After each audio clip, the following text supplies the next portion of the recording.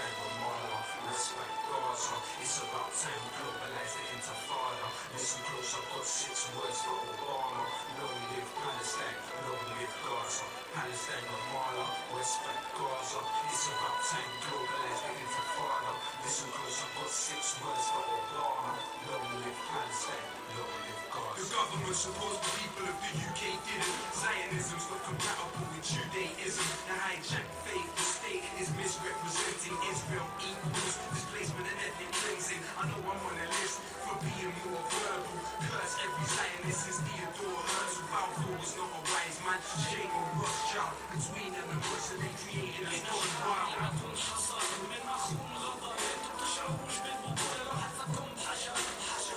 انسحاب من العراق بتجارب فاجر خراب فيش عقاب كم من كتم كم من انهدم حريته تبدا لما اخذها يدفع الثمن سيد القاضي انظر اليه تحت اليه كم من دليل يصرخ على الحقوق المطلقات الحريه بحروب tears and laughter our children don't fear disaster living near the master clear the fastest hear the casket we rap when we die from whole plastic top moons after hot summer days in the thunder blaze emerging dreams I see it on hurts and screams and then you went in 48 turned into father for other starters sons martyred and empty fathers like مجتمع كامل بالحدث الصاص ضرب المطر كبس وكبس النفس لك مرة حتى الطفل مرة صدح كنا معدين شي الطيبة ونغفر طير طير يا عمي روح انت دافي حياتي وقلبي معك هي زمي انت بس انت عيسى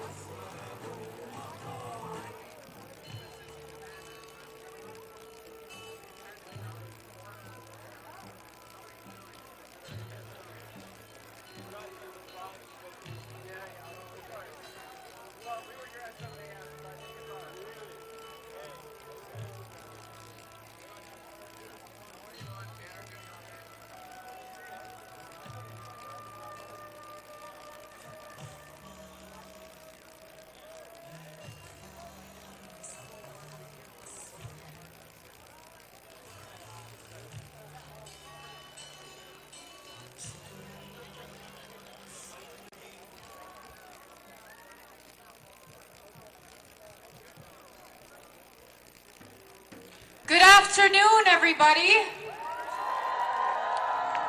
How is everybody feeling today to be part of history? I need you louder than that. How do you feel to be a part of history? Thank you, everybody, for coming.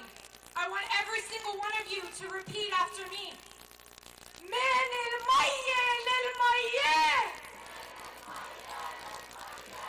فلسطين عربية. From the river to the sea. Palestine will be free. I need you louder. Free, free Palestine. Free, free Gaza. Long live Palestine. Long live Gaza. Gaza, Gaza, Gaza, Gaza, Gaza, Gaza, Gaza, Gaza, Gaza, Gaza.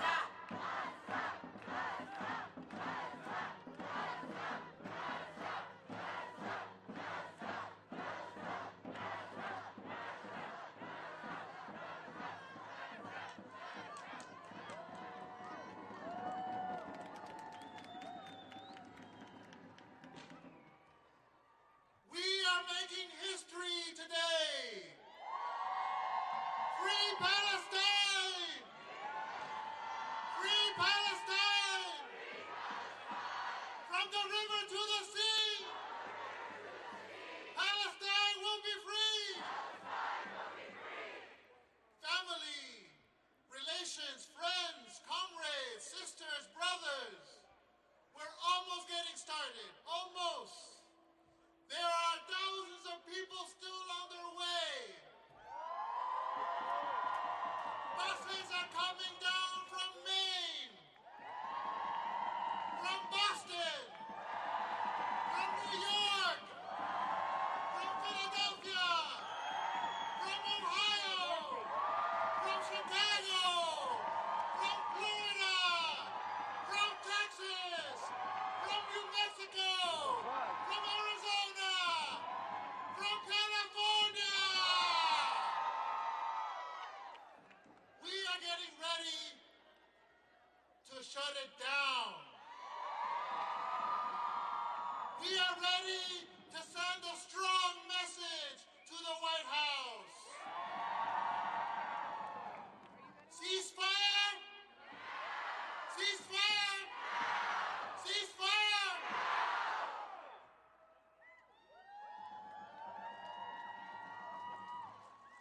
Good afternoon, everybody.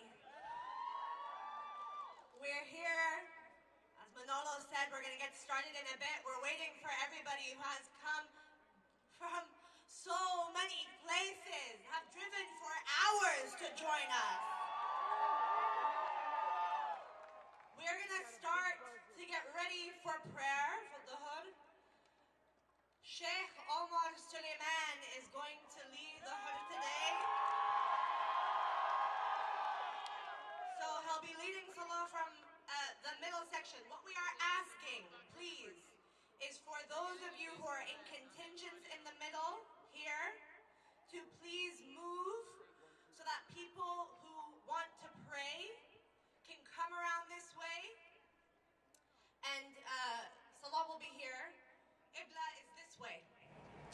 So we're going to make the announcement now.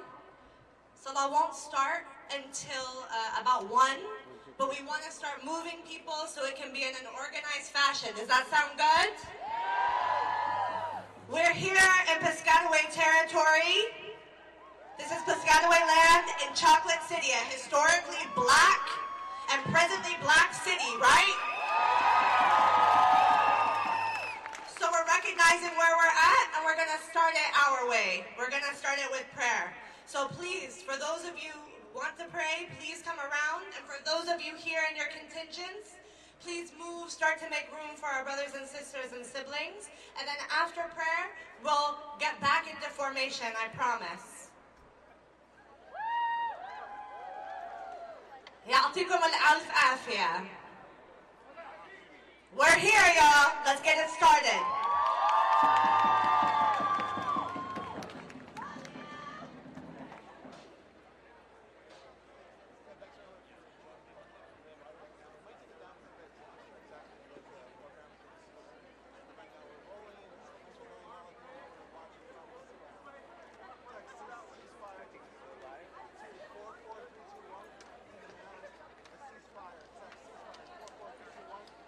Thanks for joining us. Let's know where you're watching from.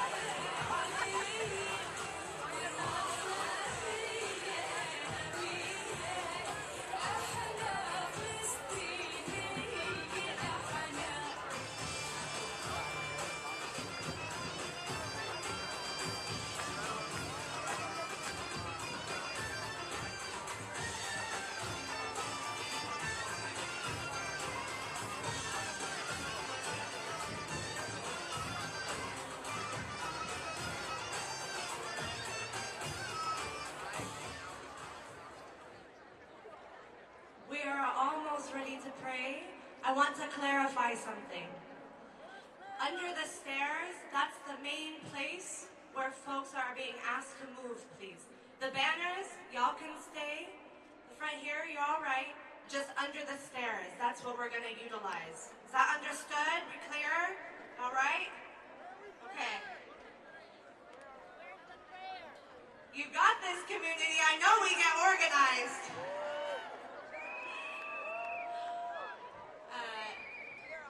We'll start here soon.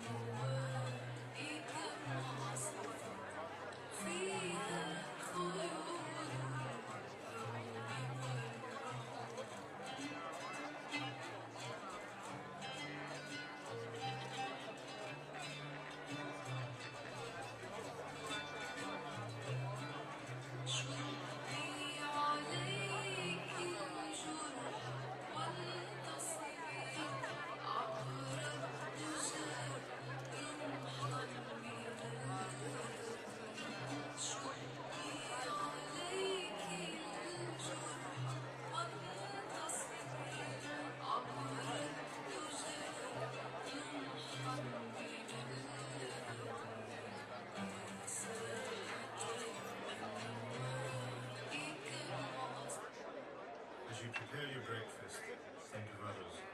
Do not forget to feed the pigeons. As you wage your wars, think of others.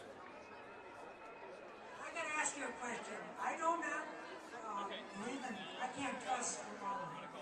I have read about him, and he's a, he is not.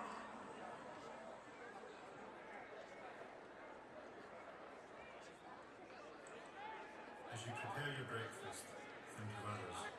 Do not forget to feed the pigeons. As you wage your wars, think of others. Do not forget those who fight for peace. As you pay your water bill, think of others, those who are nursed by clouds. As you return home, to your home, think of others. Do not forget the people of the camps. As you sleep and count the stars, think of others, those who have nowhere to sleep. As you liberate yourself with metaphors, think of others, those who have lost the right to speak.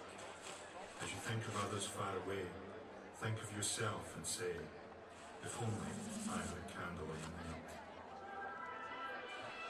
This is for Palestine, of course, the capital, Jerusalem. Unarmed people marching to the wall and they're shooting them. Suppression is a question, resistance is the answer.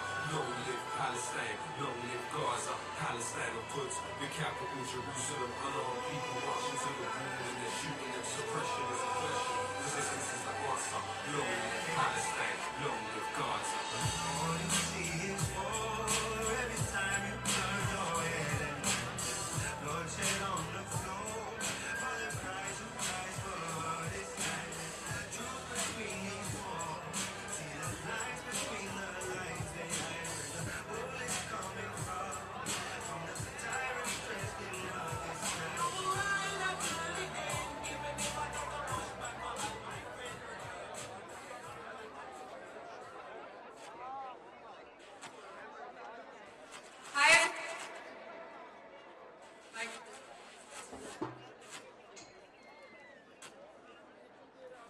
Mic check.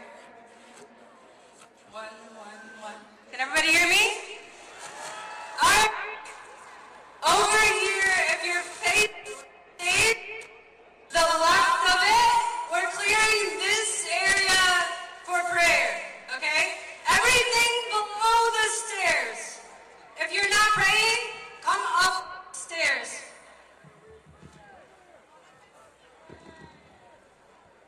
Assalamu alaikum, everyone. Peace. Salam. We are going to recite Surah Al-Fatiha. One moment of silence. Al-Fatiha لأرواح شهداء فلسطين من غزة إلى جنين. Al-Fatiha.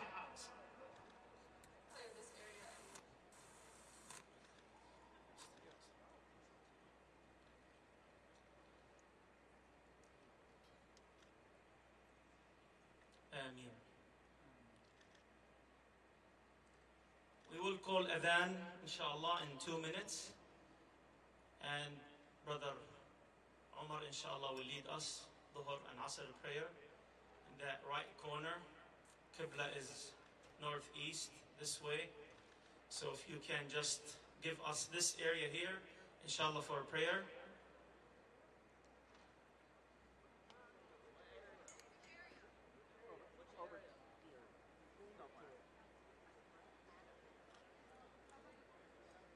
Northwest corner.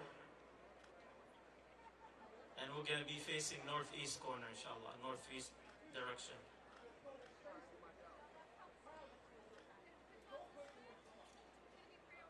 Once we start, inshallah, the space will be available, inshallah. We have no other space. Everybody here from all over, mashallah. We will reach 1 million today, inshallah.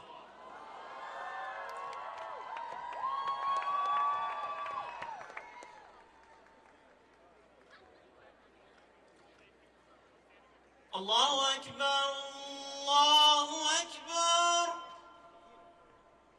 Allahu Akbar, Allahu Akbar.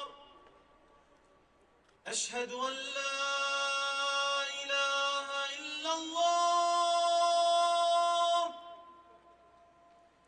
Ashhadu an la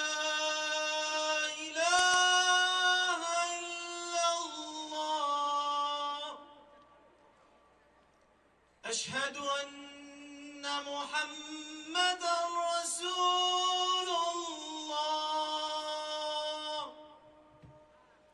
أشهد أن محمدًا رسول الله. حي على الصلاة.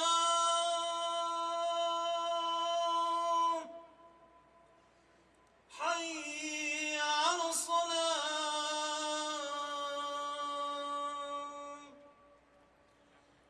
حي على الفلاح.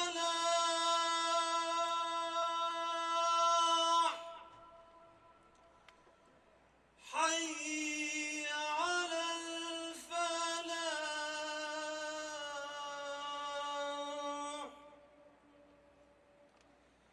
الله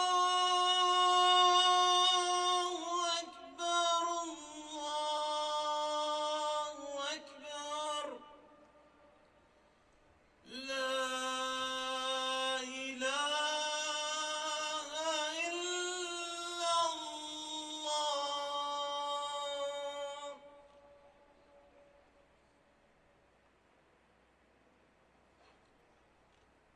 That was the prayer call. Inshallah, we will do the prayer, 10 minutes. And we're waiting for the buses. They block the streets from the buses drop off. We have 40 buses out there waiting to come in. So they're going to have to get down and walk to reach us, inshallah.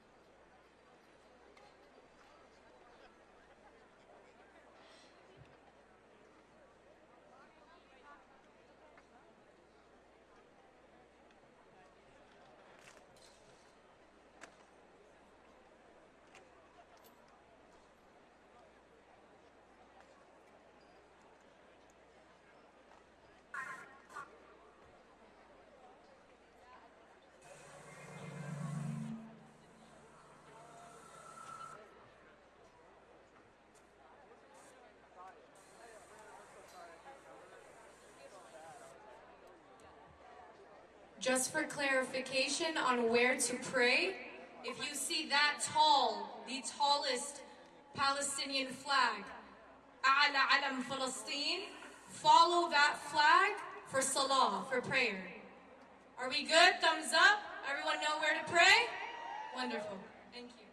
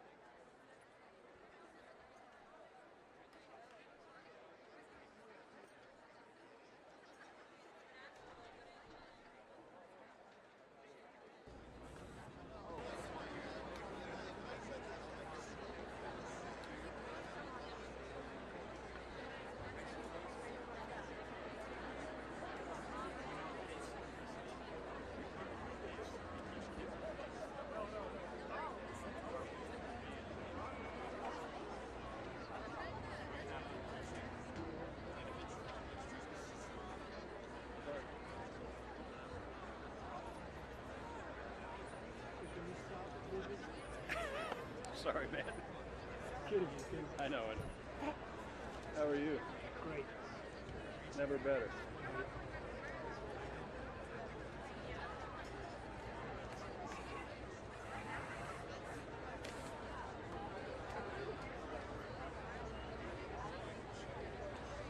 Are you rolling now?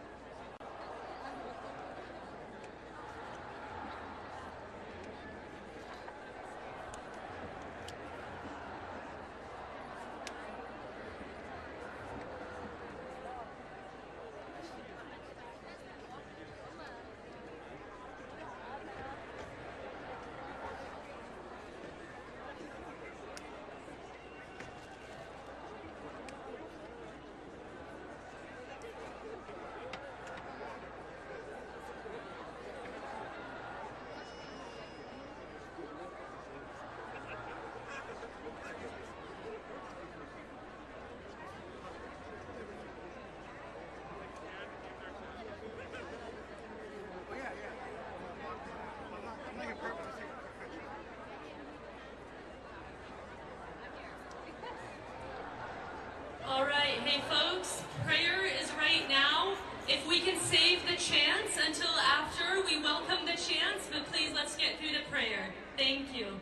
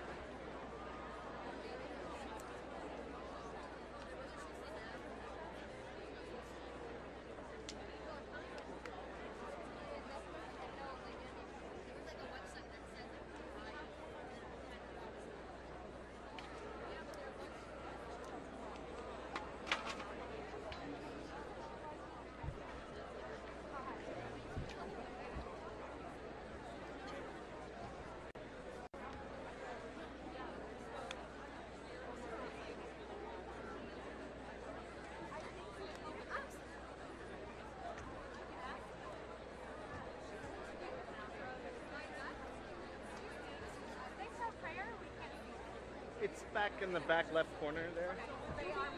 It looks like it, yeah, yeah.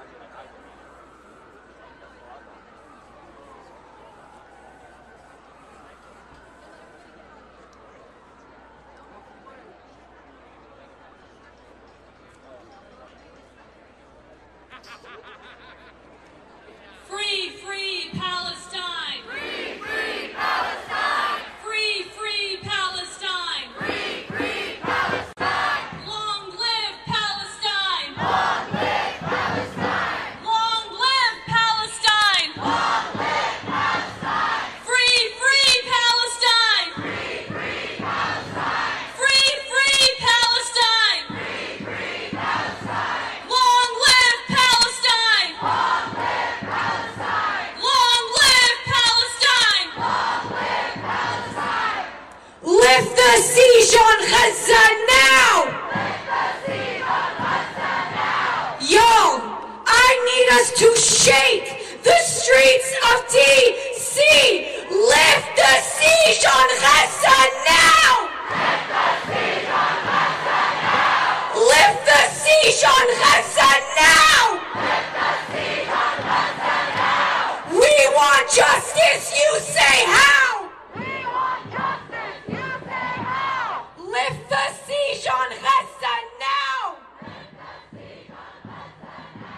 من المية للمية فلسطين عربية From the river to the sea Palestine will be free From the river to the sea Palestine will be free. Free, free Gaza. Long live Gaza. Long live Gaza. Free, free Gaza! Free, free Gaza! Justice is our demand. No peace on stolen land. Justice is our demand. No peace on stolen land. There is only one solution. Intifada revolution. There is only one solution. Intifada revolution. Intifada, intifada. Long live the intifada.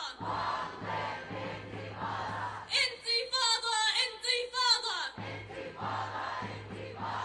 Long live the intifada. Louder! Intifada! Intifada! Long live the Intifada! Free, free Palestine! Free, free Palestine! Long live Palestine!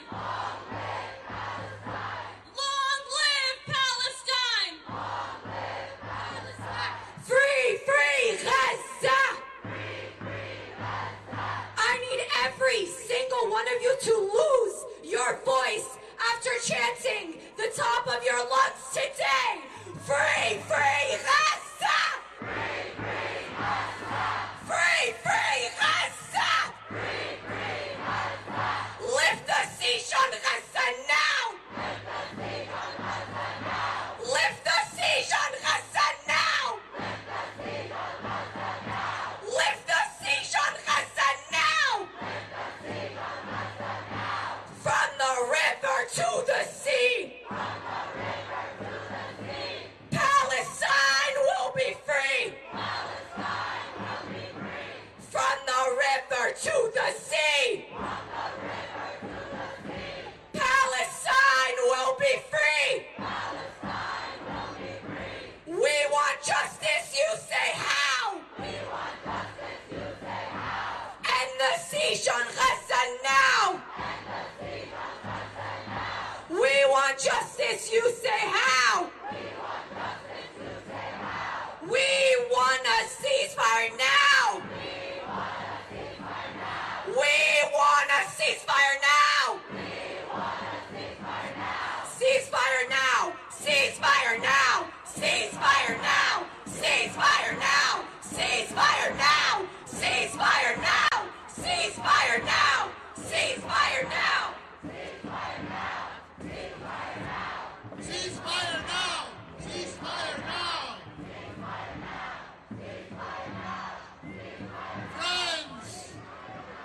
sisters and brothers, comrades, dear families that are here, this is a historic convening, not just to demand a ceasefire, but for a free Palestine.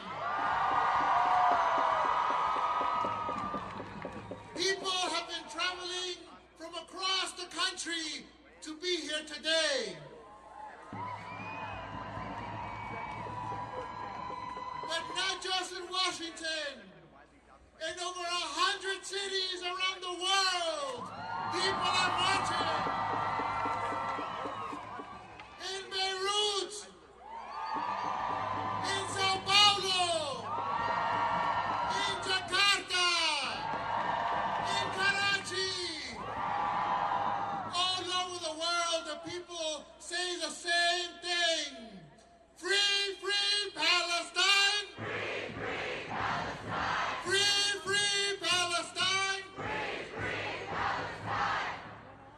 And we are here not just because we love Palestine. We are here because we organize for Palestine. There is a diversity of organizations that have come together to stand with you. We have the Palestinian Youth Movement, the Answer Coalition, the American Muslim Alliance, the People's Forum, National Students for Justice in Palestine, Al-Awda, the U.S. Palestinian Community Network, the U.S. Campaign for Palestinian Rights, Maryland to Palestine, the Palestinian Feminist Collective, and hundreds of more organizations, over 500 that have come together, that have organized, and that will keep marching and keep mobilizing for Palestine.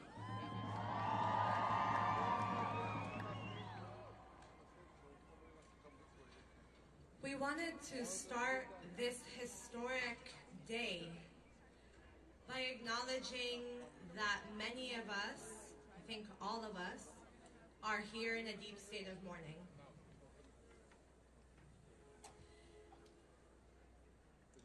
This has been one of the hardest months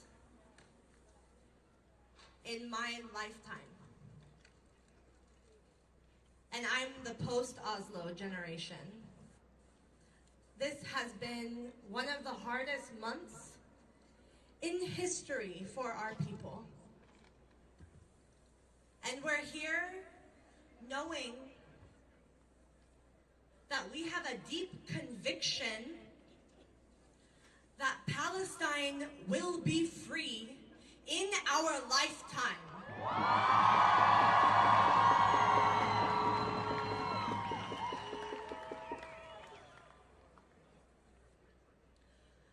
This is 75 years of justice deferred for the Palestinian people who have been exiled and refugeed and murdered.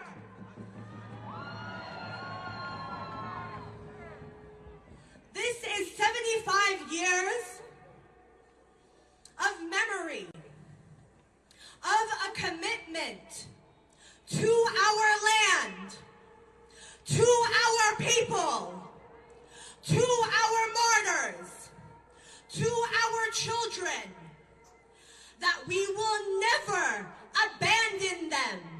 We will never abandon our cause no matter what.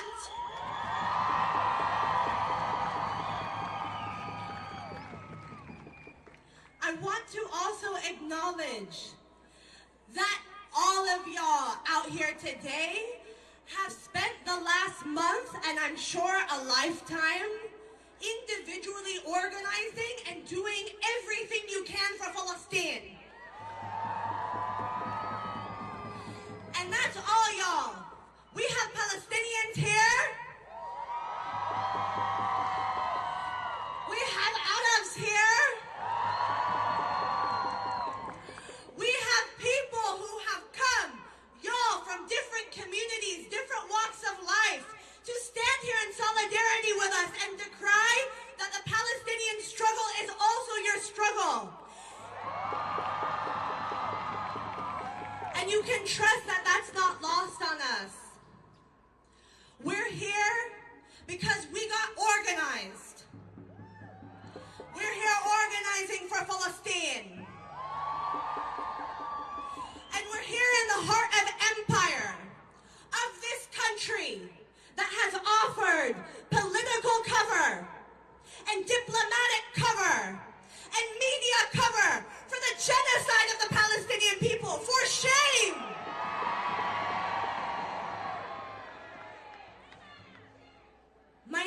Nadia. I'm going to be one of your MCs today. I'm here with the Palestinian Youth Movement. My co-MC is Manolo from the People's Forum. And all of us are here to shut this down. We have an amazing program for you today. A lot of people came out. A lot of people are still coming. But we're going to get it started. I need a commitment from y'all. We showed up today, and today the world's eyes are on our people in Gaza, and they're also on us, including our people back home. If you are tired, if you are saddened, if you are angry, I need you, please, to put all of your energy together to be right here.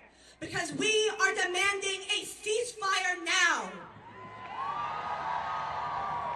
We are demanding lifting the siege on Gaza now. And we are demanding a stop to all aid to the Zionist state of Israel. And we're gonna get those demands, y'all. Let's shut it down. I'm inviting up my sister Ahlam from Maryland to Palestine. Please give it up for her.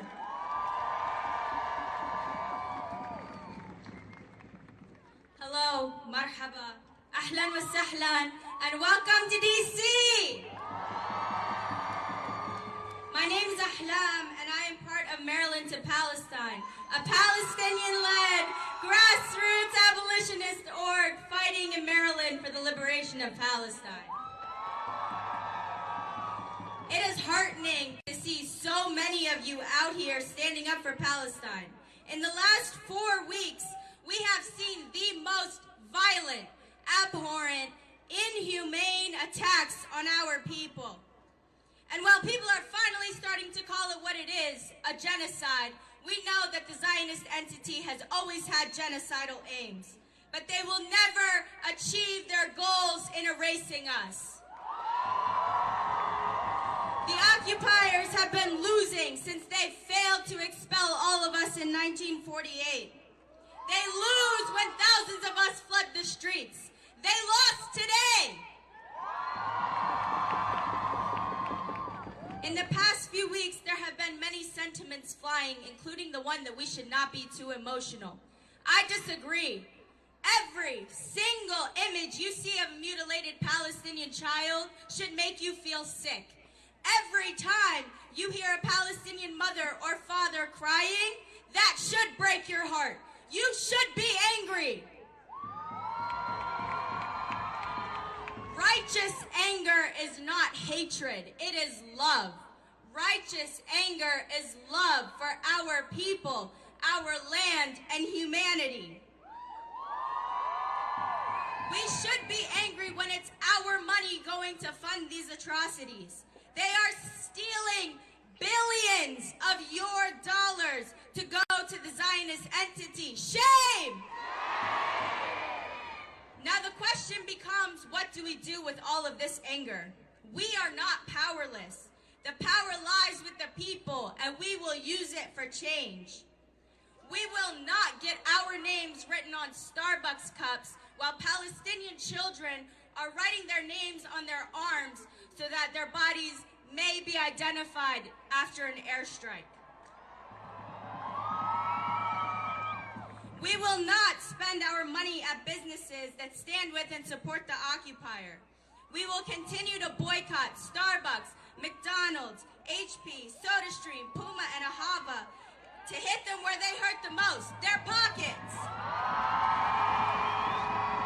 There's a lot more that I can say, and I'm sure all of us are feeling today, but I would like to end with this. To our Palestinian family in Gaza, the West Bank, and across all of occupied Palestine, we love you. منحبكم. We're with you. إحنا معاكم. We will see you in a free Palestine one day soon. سنراكم في فلسطين المحررة قريبا إن شاء الله.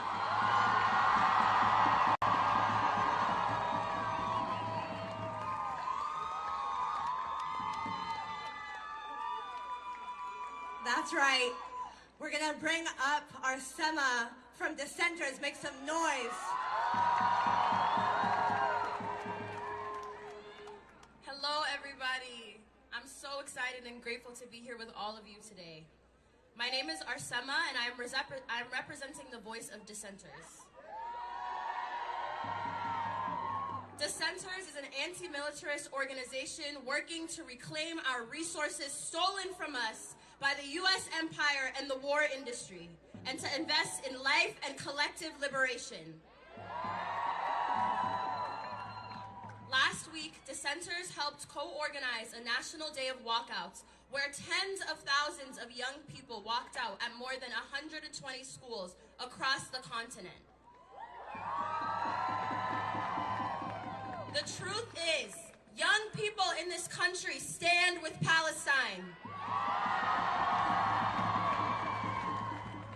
Our generation was born in and has lived through endless imperial wars. We know better. Our duty as young people is to organize wherever we are. As a UMass student, UMass Dissenters has organized through protests, sit-ins, and walkouts to demand that our university cut ties with war profiteers that are arming and profiting from the massacre of Palestinian lives at the hands of the U.S. and Israeli government. All of us here are building a movement, and our movement values life and self-determination everywhere. This is a historic moment for Palestine, and this is a historic moment for our generation here in the United States to build an anti-imperialist movement that can end U.S. wars and force our institutions to divest from militarism and genocide in Palestine, in Sudan, in Haiti, and in our neighborhoods here. We choose to be the generation that dissents. The tides will turn because we are energized and we are visionaries. We are Muslim, we are immigrants, we are black, we are indigenous, and we are queer. We are a generation of hope, a generation of healers and of creatives. Communities who are surviving under oppression carry the solutions. This march is not the end, but rather the beginning. We are the future. We live in a world created by the past, but we have the power to shape the world we deserve. We will end U.S. funding to Israel and reclaim the $3.8 billion we send every year, and we will reinvest those billions into life-affirming care, for reparations, for health care, for education. We will end the genocidal bombardment and siege of Gaza. We will repair our relationship with the earth and all of those who live in it. We are not a part of the resistance. We were born and made entirely from it. We will never be free until Palestine is free.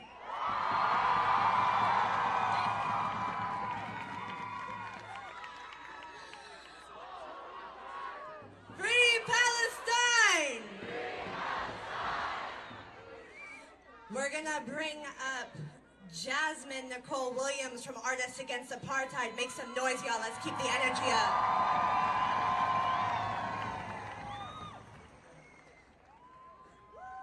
What's up, y'all? My name is Jasmine Nicole Williams, and I'm a printmaking artist and muralist hailing from Atlanta, Georgia. I'm also an organizer and an artist against apartheid. In the last 3 weeks, more than 8,000 artists and cultural workers from over 60 countries have signed on to the Artists Against Apartheid letter, standing firmly in solidarity with Palestinian people. The United States government funnels billions of dollars to prop up its occupational watchdog in the Middle East. The corporate media spews lie after lie about the Palestinian struggle to manufacture support for a genocidal apartheid state. Yeah. The battle of ideas is in full swing, and everyone must do their part to push against what is widely spread and unquestionably believed. As artists and cultural workers, we have a unique responsibility to use our voice and artistic practices to protest apartheid and amplify the just cause of the Palestinian people and their resistance to occupation and oppression. As the U.S. and Israel wages war on Palestine, we and the Artists Against Apartheid vow to challenge imperialism on the cultural front from within the U.S. and beyond.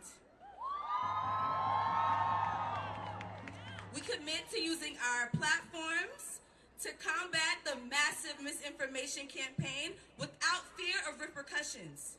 We dedicate ourselves and our artistic practices as tools for liberation, from Haiti to the Congo, from Sudan to Palestine, okay? We struggle for dignity, sovereignty, and self-determination. And that doesn't stop here in Washington. We're gonna take it back home. We take our solidarity from the studio to the streets, and we're gonna shut it down for Palestine this Thursday, November 9th. There will be no business as usual while our people are stripped of their humanity. Alongside the organized masses, we will usher in a new world that serves the many and not the few. Y'all look so beautiful. Can I get a free Palestine? Free Palestine! Yeah, that's right. Okay? And free all oppressed people on this planet. If you are an artist that wants to join us, visit againstapartheid.art to read and sign the letter. All right, peace, y'all. Peace if you're willing to fight for it.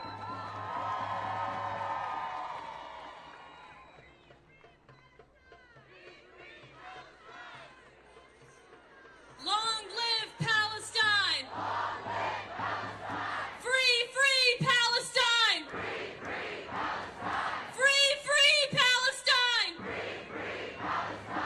Biden, you can't hide! Biden, you can't hide! We charge you with genocide! We charge you with genocide! Biden, you can't hide! Biden, you can't hide! We charge you with genocide! We charge you with genocide! What do we want? Justice! When do we want it? Now! What do we want? Justice! When do we want it? Now!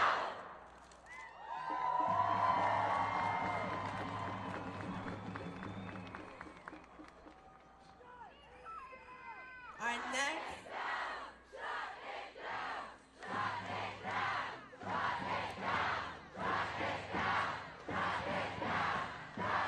That's right, y'all. We're here. We're out here, DC. Give it up, Chocolate City. Here on Piscataway territory, fighting from the heart of empire for a free Palestine and freedom for all people under colonialism wherever we are.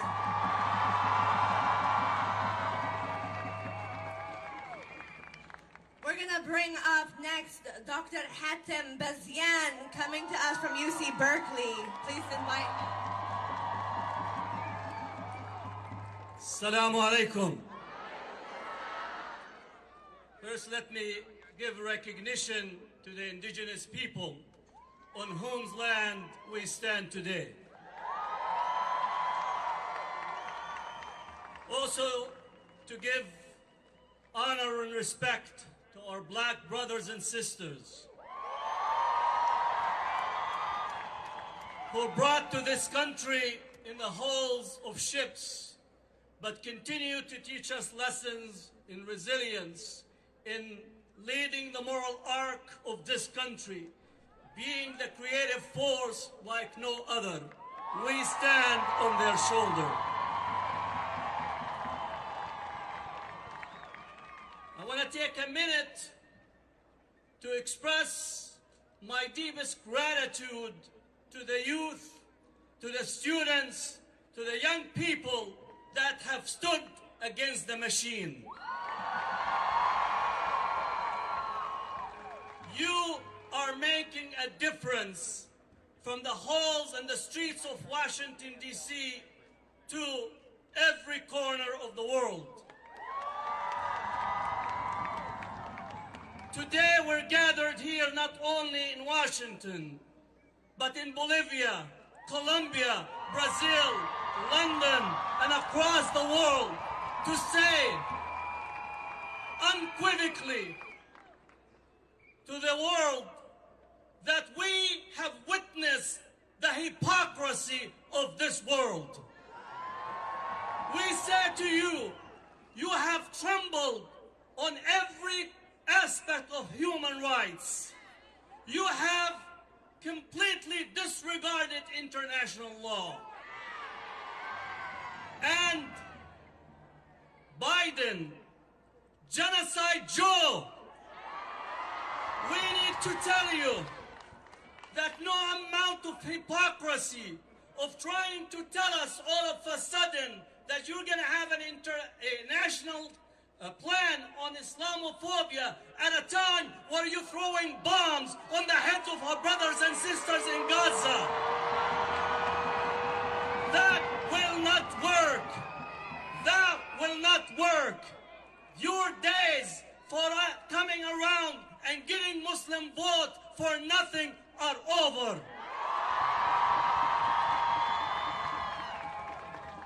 Palestinians are talking to us today by saying the following: we demand and want freedom. We demand and want freedom, not through your State Department, not going down and hugging Netanyahu, not going to all the Arab leaders to try to see if we could ethnic cleanse Gaza. We want freedom, and freedom what we will get as Palestinians.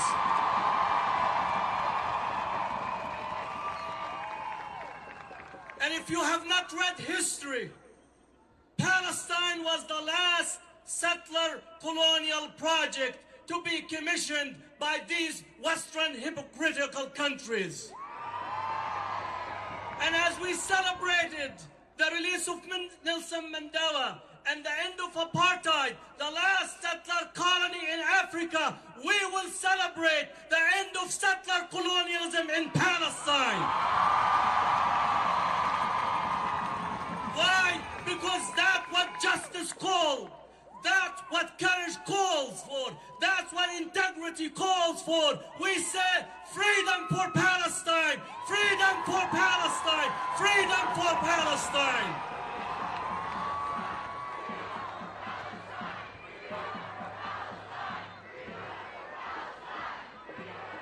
And as Palestinians, we are crying.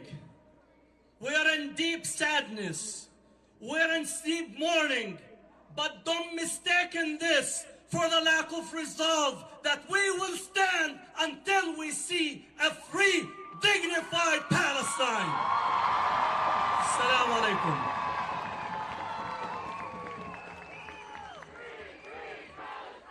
Free, free Palestine! From the river to the sea! Palestine will be free! ومن المية للمية! فلسطين عربية! Next up, we're bringing up Lauren Pinero of the Tampa 5. Make some noise for them, please. Free, free Palestine! Free, free Palestine! Free, free Palestine! Free, free Palestine! Hi, my name is Lauren Pinero. I am a very proud member of the Tampa Bay chapter of Students for a Democratic Society. Woo! SDS is a national student organization with historical roots in the anti-war movement, and we have always stood against U.S. intervention and with the people of Palestine. I am also one of the Tampa Five. We are 5 protesters facing up to 5 to 10 years in prison for protesting against Florida Governor Ron DeSantis' racist attacks on education. This is the same governor that has sent weapons to Israel, called pro-Palestine protesters terrorists, and shame! And disbanded Students for Justice and Palestine chapters at Florida universities. Hey DeSantis, you will see! Palestine will be free! Hey DeSantis, you will see! Palestine will be free! As I'm sure most of you are aware, the attacks on the pro-Palestine student movement are not just limited to the state of Florida. Nationally, the U.S. Senate passed a resolution condemning student protesters for standing in solidarity with Palestine. Shame! This resolution only furthers political repression of the student movement and pushes the government to strike against any student standing up against the genocide of Palestinians.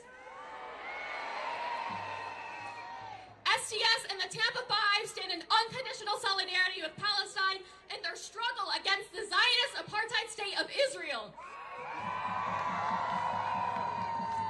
We know quite personally that protesting is not a crime, and we know that it is never a crime to fight for freedom in the face of occupation and genocide.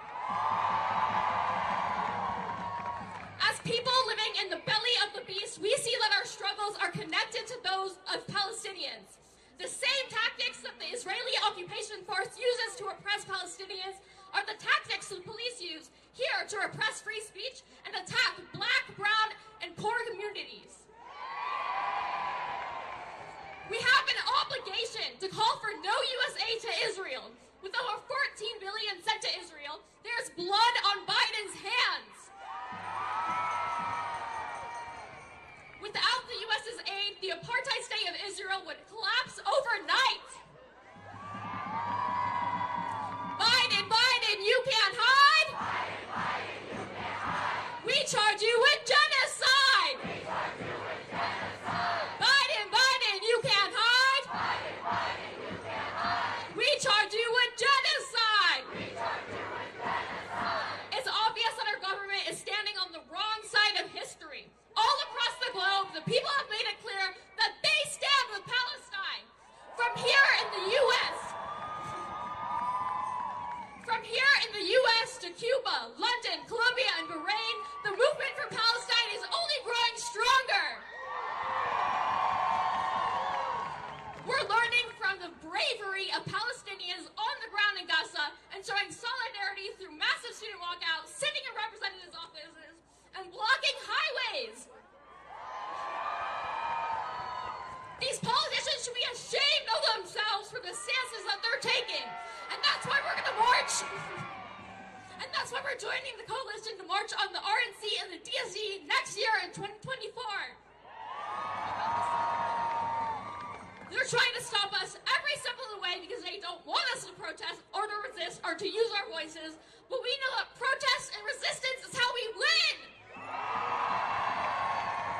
I will continue to stand with this movement, to fight for this movement, until we see a free Palestine.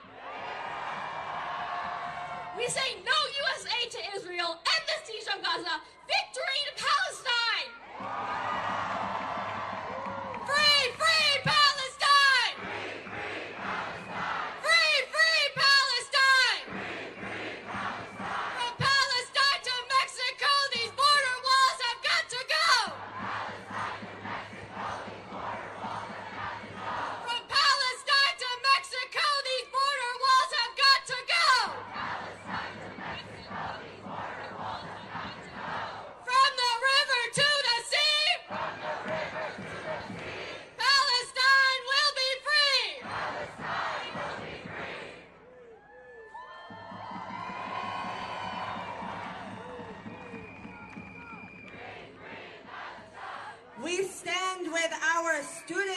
community who are facing repression for speaking up and talking about Palestine. We know that in the past month and for many years and in the times to come, there will be repression for speaking the truth. And we are not afraid.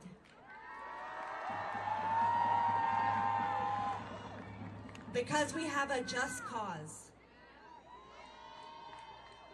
And we have all of us behind each other.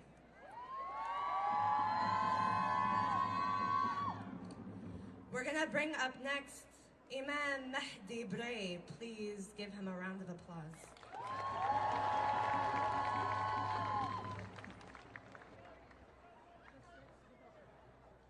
Assalamu alaikum. MashaAllah, let me hear that again. Assalamu alaikum.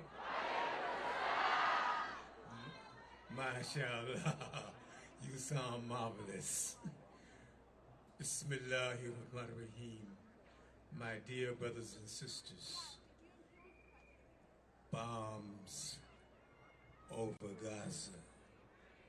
Women and children cry as they continue trying to commit genocide. But we can't let that happen. We can't help that happen, you know? And for the love of God, we gotta stop this madness. You know why? Because we, United States government is funding this type of devastation and destruction and occupation.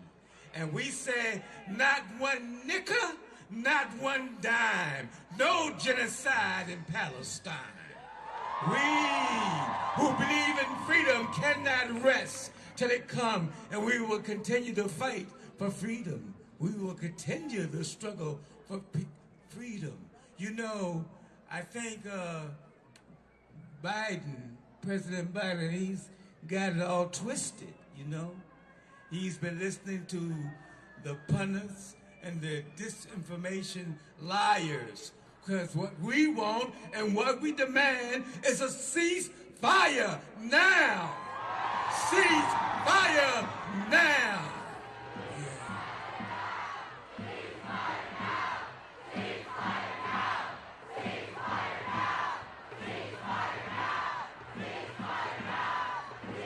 So brothers and sisters, we got work to do. We got serious work to do. We got to organize and mobilize and continue to fight for justice. The Quran calls it adl, justice. And we got to keep on fighting justice till justice rolls down like water and a righteous rolls like a mighty stream. We want justice. We demand justice for Palestine and the people of Gaza. We demand it. We demand it. We're not begging for it. We demand it. So we're going to speak truth to power. We got to speak truth to power. And we got to come together. And we got to let people know that we're not going to be silent. Oh no, we're not going to be silent.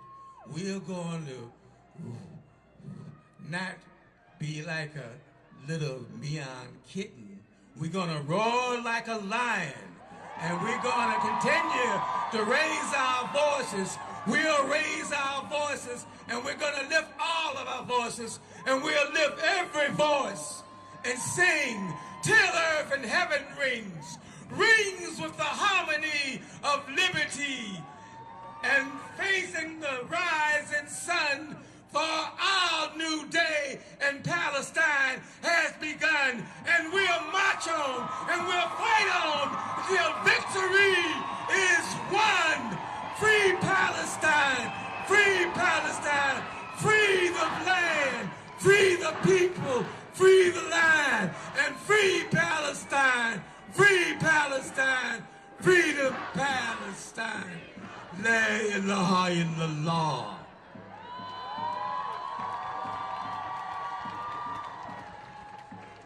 see what I see? Do you see what I see? An endless sea of Palestinian flags here today. I see hundreds and thousands of people still walking into this plaza. We are not calling it Freedom Plaza anymore. This is Gaza Plaza. Gaza Plaza.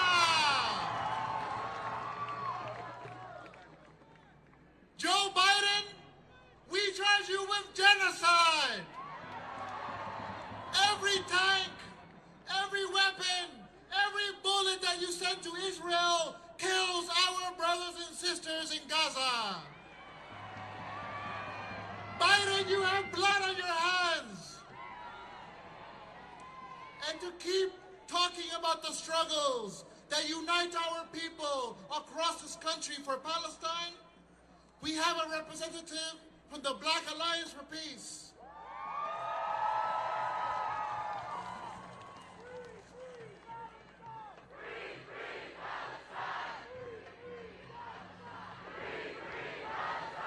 Assalamu alaikum.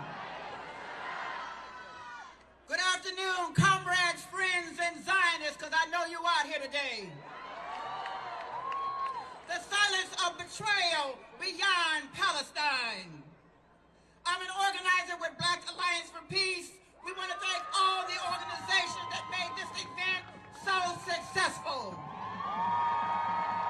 On April 4th, 1967, Dr. King made his most powerful speech, The Silence of Betrayal Beyond Vietnam.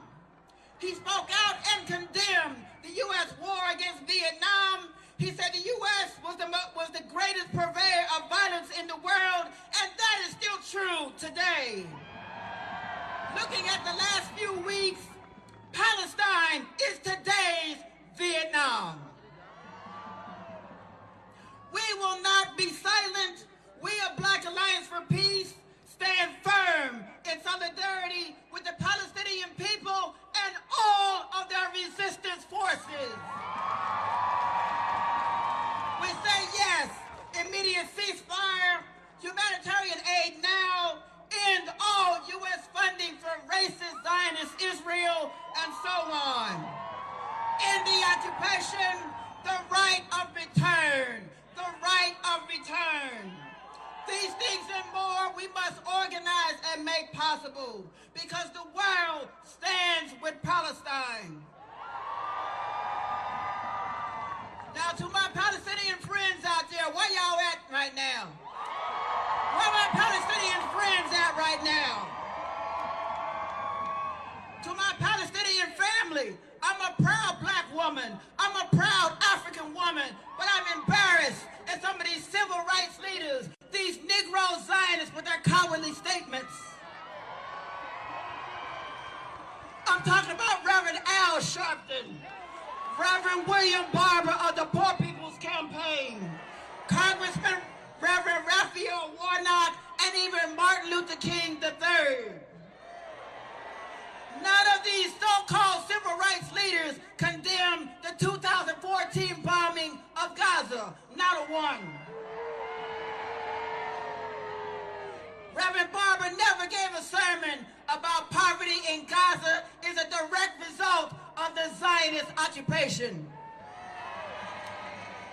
Reverend Warnock and Martin Luther King III both live in Georgia, but they haven't said anything about Cop City. They haven't said anything about Atlanta police being trained in Zionist Israel. Shame on them. So we call them Negro Zionists, because that's what they are. They're getting paid by somebody, by AIPAC or some members of Congress or somebody. But real quick, we just want to say, we're going to stand with Palestine. Just like June Jordan and Malcolm X, James Baldwin and Angela Davis, we stand with Palestine. Like Malcolm X and Nelson Mandela and Muhammad Ali, we stand with Palestine. Like my big brother Kwame Ture and Elder Minor Sneak, the Black Panther Party, Sister Fatima Barnawi, Afro-Palestinian freedom fighter, and so many other African people, we will always stand with Palestine. Africa stands with Palestine. Africa stands with Palestine. Victory to Palestine. Thank you so much. Free, free Palestine! Free, free Palestine! Free, free Palestine! Free, free Palestine! We are now honored to welcome Dr. Melanie Yazzie of the Red Nation.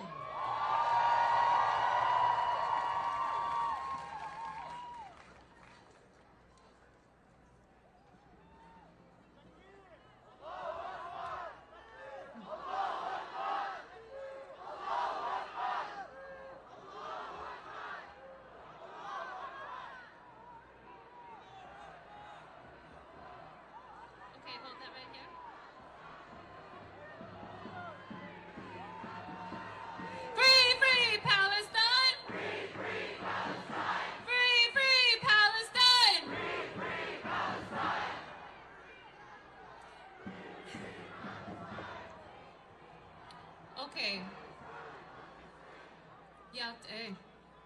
Yat shanal so adoshik the net adoshik Melanie Yazzie dashijina. I'm here today on behalf of the Red Nation. Oh. Thank you. Right back at you. Today, we deliver a devastating blow to colonialism. That's right. As indigenous people of Turtle Island, we proclaim that decolonization and land back are the only forms of justice for the crimes of settler colonialism. Native people, unfortunately, have been here before. We know the entire history and future of Palestine because we have lived it. We endure the settler colonial project that calls itself the United States. That's right. We survived the elimination and removal of our ancestors. We are in our 5th century of resistance.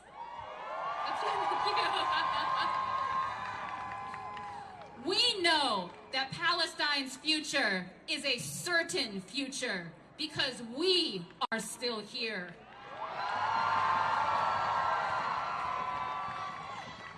Yet Palestine represents an alternative path for the native nations of Turtle Island. In this moment of our shared history, Palestine brings us closer than ever to the promise of true self-determination for all colonized people of the world. We fulfill our ancestors' dreams by standing with Palestine today. Palestine is the tip of the spear that steers us all towards liberation. That's right. And settler colonialism holds nothing back, and yet it cannot defeat those whose cries for liberation resound louder than any bomb they can drop on us. Almost done. Colonialism is failing, crumbling under the weight of its own conceit. The fort is breached, and the wagons are burning. The end of colonialism nears, because the end of colonialism is inevitable.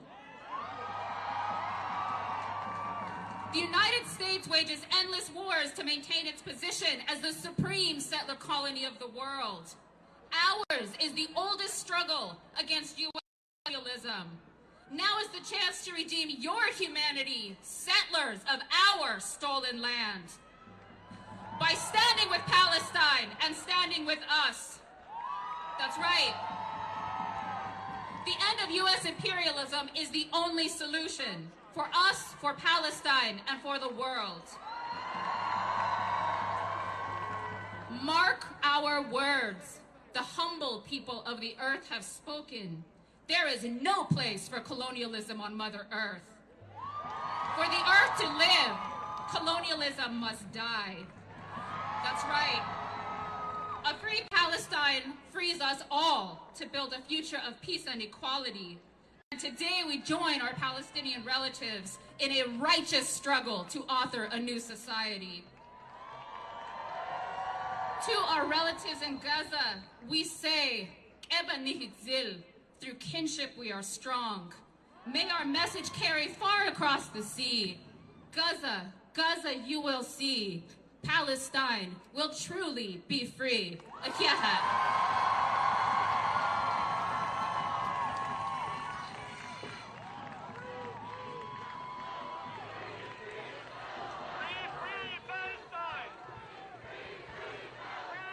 Free, free Palestine!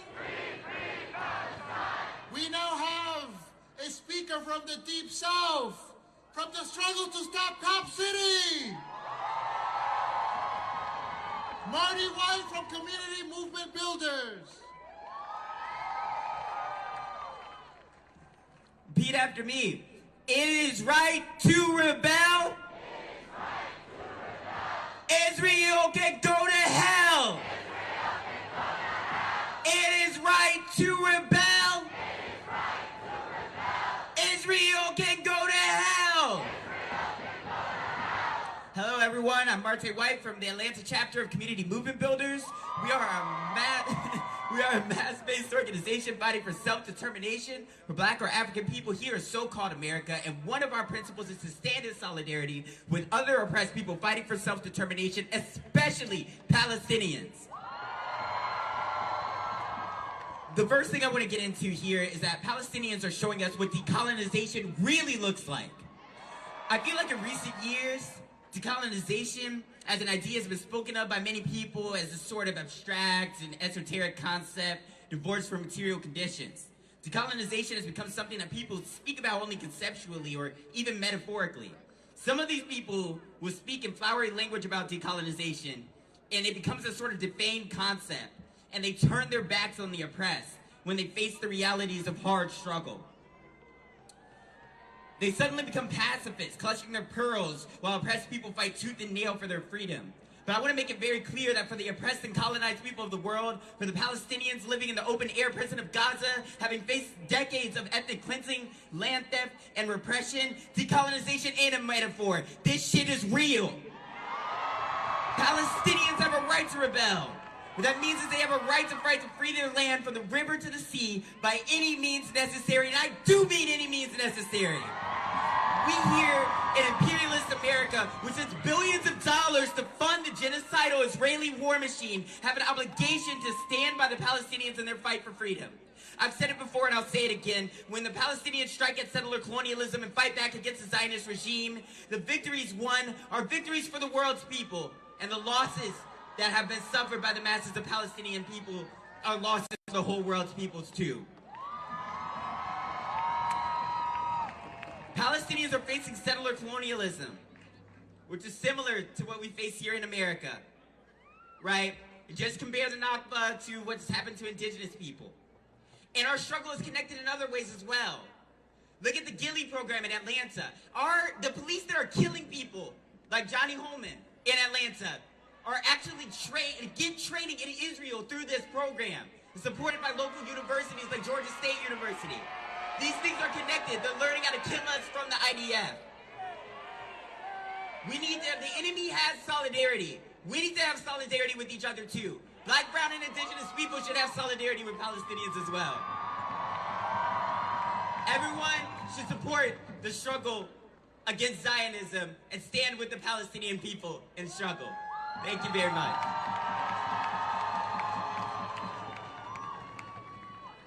My sisters and brothers, we now want to pay our respects and honor our martyrs.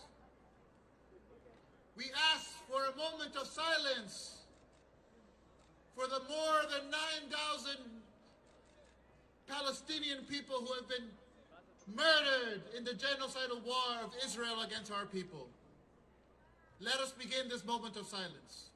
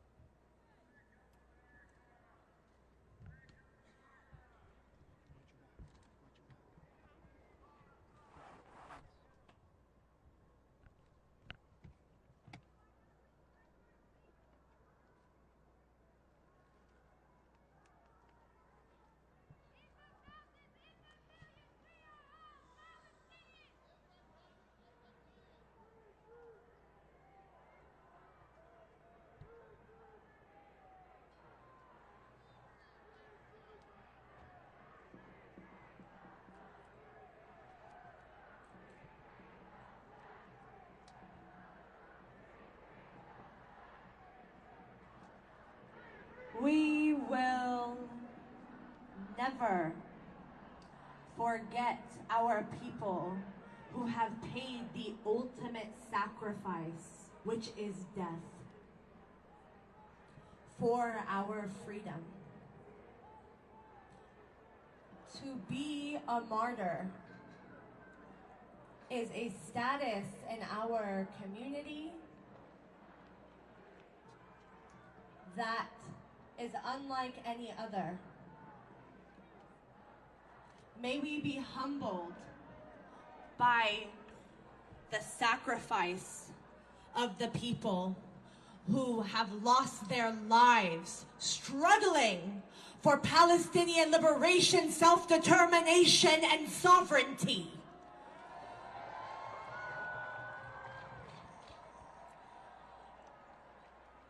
We are going to chant, y'all, but not yet. We have 10,000 martyrs from the past 3 weeks alone.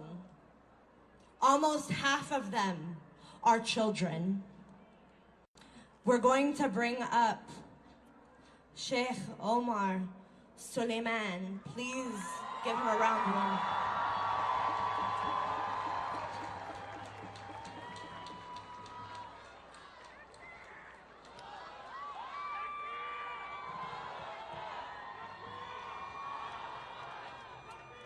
السلام عليكم ورحمة الله وبركاته. بسم الله الرحمن الرحيم. الحمد لله والصلاة والسلام على رسوله الكريم وعلى آله وصحبه أجمعين. وإذا الموءودة سئلت بأي ذنب قتلت. When the young child who was buried alive will be asked, for what crime were you killed? On August 16th of this year, 2023, I got a news alert that my name had been mentioned in an article. And this time, it wasn't Ted Cruz calling me an anti-Semite.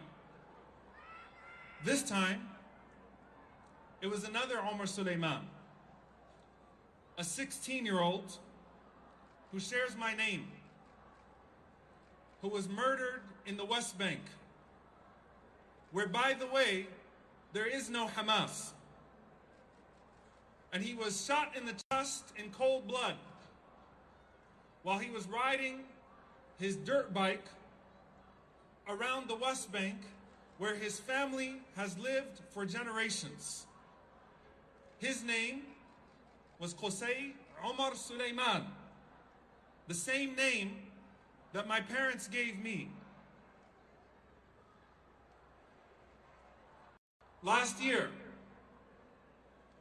the 7-year-old boy, Rayan Suleiman, in the West Bank, once again, occupied territory, while he was walking home from school with his book sack, which had an animated car on it, and suddenly found himself being chased down by IDF soldiers who claimed that he had thrown stones at them. And with their full force, they followed him home to his house. And he went and hid in the corner of his room. And as they banged on the door and started to bang on his window, a 7-year-old boy with no medical history died of a heart attack. Cardiac arrest. A 7-year-old Palestinian boy terrorized by the Israeli government. Rayan Suleiman. A few weeks ago, we buried a 6-year-old boy, Wadir Al-Fayoum, a young Palestinian American who was stabbed to death, not in the West Bank, not in Gaza, in Chicago, by a 71-year-old landlord who was directly incited by the hate speech of the President of the United States of America, whose dehumanizing rhetoric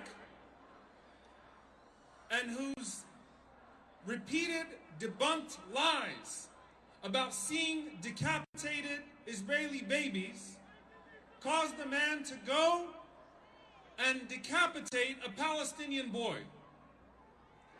When Wadir was killed, I want to share with you something that happened with me. A so-called ally, and I emphasize so-called, reached out to me to express condolences for the death of Wadir. After 2 weeks of having repeated, I stand with Israel, and failed to acknowledge a single Palestinian baby's life in Gaza. And I responded to that person. And I said to him, what's the difference between Wadir and the thousands of Palestinian babies that are being decapitated by your bombs in Gaza? What's the difference between Wadir and Rayyan? What's the difference between a Palestinian child here and a Palestinian child there? You want to know how human a Palestinian child is? Look around you and see all the Palestinian children that grew up in this country because their parents were displaced. And I responded to them, and I told them this, and I want you to remember this the next time someone uses this doublespeak of caring about Islamophobia and anti-Arab bigotry in this country, but using the same tactics and framings to justify the killing of our brothers and sisters there. I said to this man that if I had never been born in this country, if my parents did not find a way out of that occupied land to raise me here, you who is expressing condolences to me here would have justified my death over there. There is no difference between a Palestinian that is here and a Palestinian that is there. We have parents that are writing the names of their children on their arms so that if they have to pull them from the rubble, they can be recognized. Is that the type of humanity that we want? Is that the so-called moral high ground that this country stands on? And so here's what we do. If I was over there and my parents didn't make it out, they would have had to do this to me. And I may have been murdered by the same taxpayer dollars that I'm paying right now. We're sick and tired of being dehumanized. We're sick and tired of being made complicit. We're sick and tired of the rhetoric. We're sick and tired of the occupation. We do not just demand an end to the current bombardment of Gaza. We demand an end to the occupation. We demand an end to apartheid. We demand freedom in every single sense of the word. And let me tell you something, because you know how some people are going to report on this rally. They can mistranslate our movement all they want. They can draw these little pieces of land and say that this is your future state, all that they want. But we are going to draw our map the same way that our parents drew that map. We're gonna use the terms the same way that our parents use their terms. You don't get to dehumanize us and then tell us how we get to resist that dehumanization. And I want to end with one thing. Dear brothers and sisters, pay close attention. There's been a bill on the floor in Congress about the detainment of over 5,000 Palestinians in Israeli prisons since 2017 that can't get passed. But somehow 412 congressmen found the moral conscience to suddenly pass a quick resolution to say that they stand with Israel. Know that when they say I stand with Israel, they are saying I stand with genocide.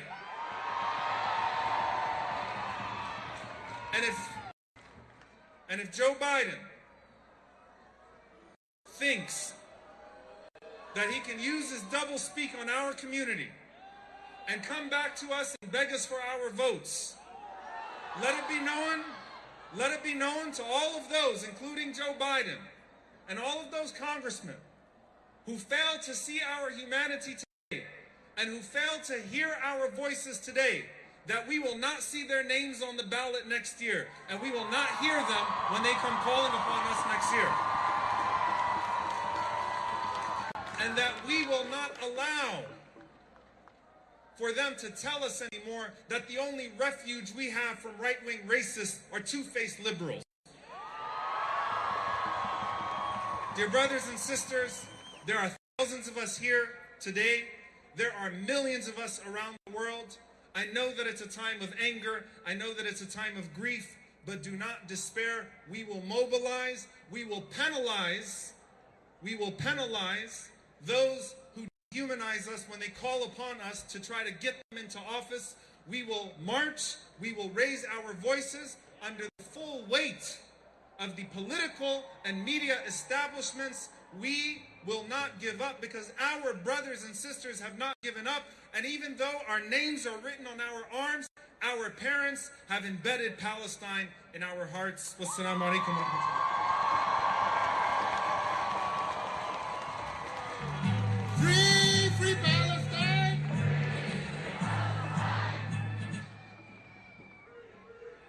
We need to ask you for your help right now. What is this square called? Gaza Square. We need to let thousands of people who are waiting around the corner, they need to come into the square. We need to ask the people who are to my right, please move down so that others can come in. We have all the way down to the Capitol. Whose streets? Whose streets? Whose streets? Then let's take these streets and make them ours. Now we stand for the national anthem of Palestine. Mountainy.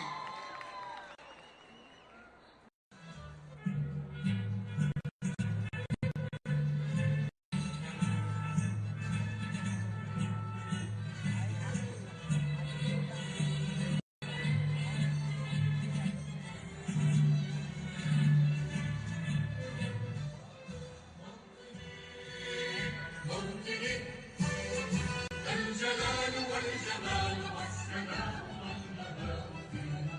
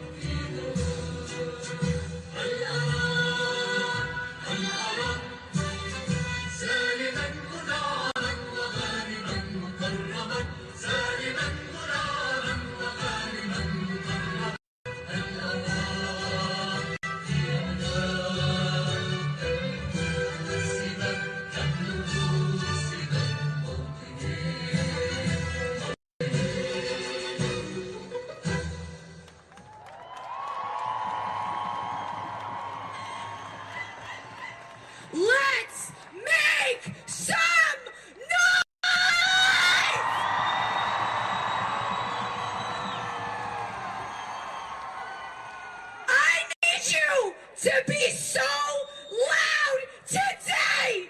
Free, free Palestine! Free, free Gaza! Free, free Palestine! Long live Gaza! Lift the siege on Gaza now! Lift the siege on Gaza now! Lift the siege on Gaza now! If we don't get it, I can't hear you. If we don't get it, if we don't get it, from the river to the sea, Palestine will be free. From the river to the sea, Palestine will be free. من المية للمية. I need you louder. من المية للمية. فلسطين عربية. باب الأقصى من حديد. ما بيفتح إلا الشهيد. Free, free Gaza. What do we want? I can't hear you. What do we want? And when do we want it? When do we want it? Free, free Gaza.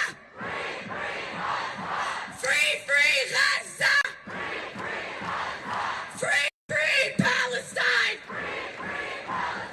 Long live Palestine.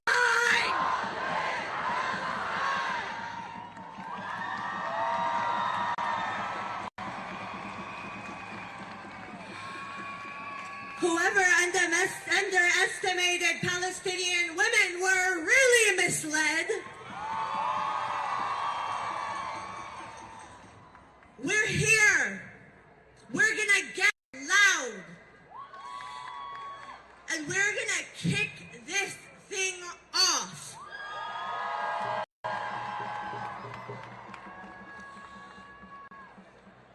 I want to invite up somebody that you should know if you do not already. His name is Mohammed Nabulsi.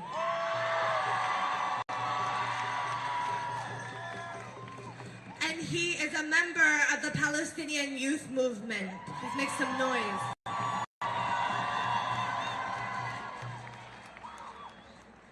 غزة طلع القرار. من غزة طلع القرار. بدنا نكسر الحصار. بدنا نكسر الحصار. We want justice, you say how? We want justice, you say how? End the siege on Gaza now.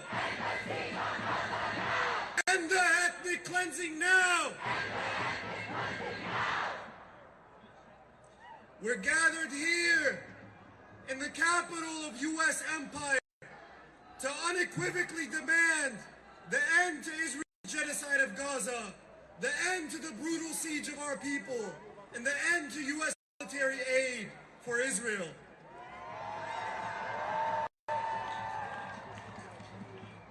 The free people of the world have spoken.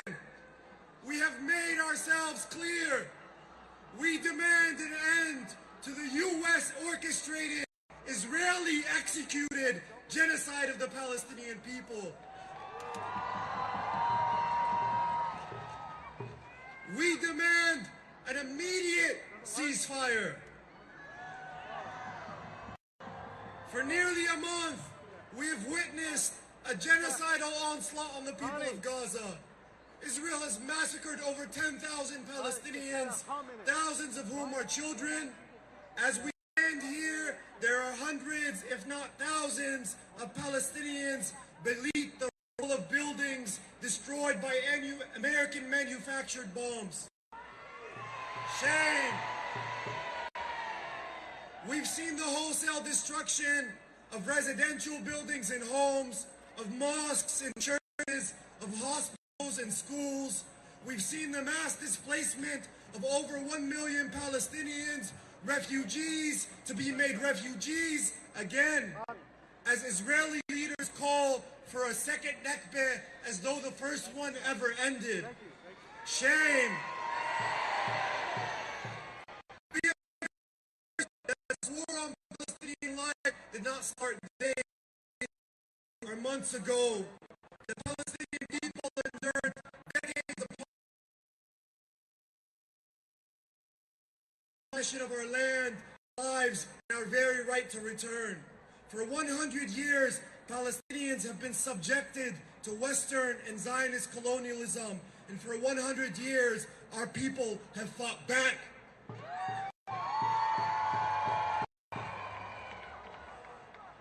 Now, we don't gather here to simply recite the US-backed crimes of the Zionist state.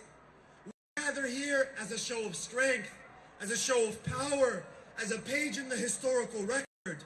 We gather here to declare to the US government and to the world as a whole that the masses of this country and of this globe stand on the side of justice, of dignity, of liberation, and on the side of the Palestinian people.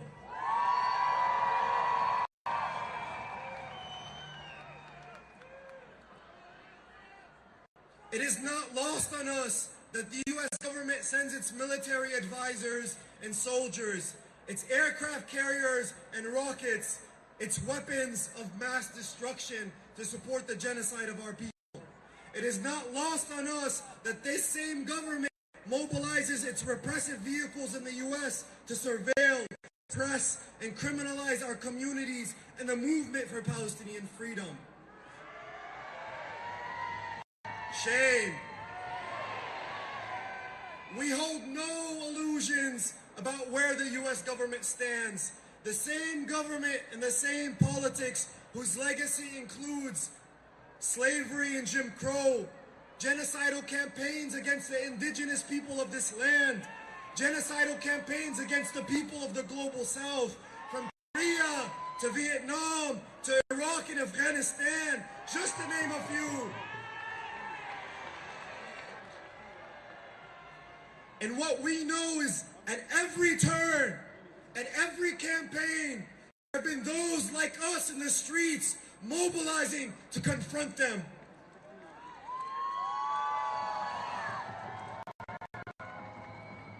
And so we hold no illusions about the once staunchest ally of apartheid South Africa, the supporter of fascist dictatorships all over the globe, the organizers of coups against democracies, the lover of endless war, all at the expense of the American people whose basic needs are not met. The US government's historical record is open for the world to see, and we all know its details well. The US Congress condemned our movement for justice and liberation. The two corporate parties have made themselves abundantly clear. So let us, ourselves, be abundantly clear. To the US Congress, we welcome your condemnation. We know your loyalty is to imperialism and war, to profit over people, to the destruction of our environment, and to the usurpation of our rights.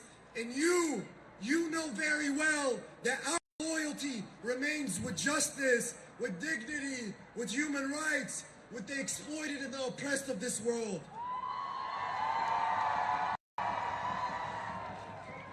Despite the repression, despite the media and lies, despite the media bias, despite all they do and will try to do as they have done with every movement of justice in this country, no, we hold no fear in our hearts.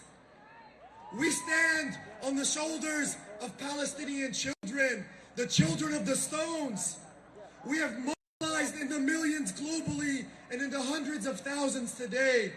We do not stand here because we believe that we can appeal to your conscience to end genocide. We stand here because the power of the people will force you to.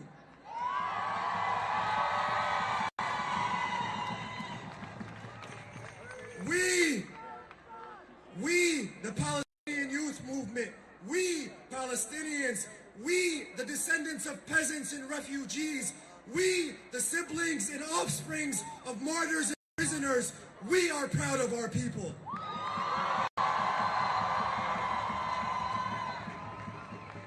We are proud of their resilience in their fight, their sacrifice and their steadfastness. We are proud to be members of a small, brave nation who holds its head high as the entire colonial West conspires to destroy us.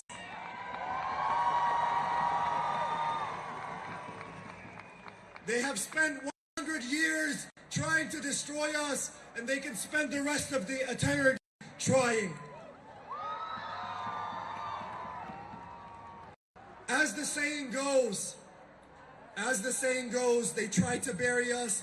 They didn't know we were seeds. Well, know now, those seeds that you buried have long sprouted, nurtured by a commitment to justice and dignity. Our roots extend deep into our communities, our workplaces, our campuses. We will weather all your attempts to cut us down.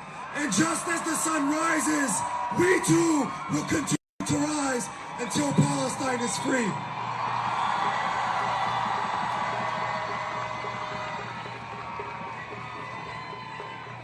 We are here today as young people, as students, as elders, as Muslims, as Christians, as Jews, as Palestinians.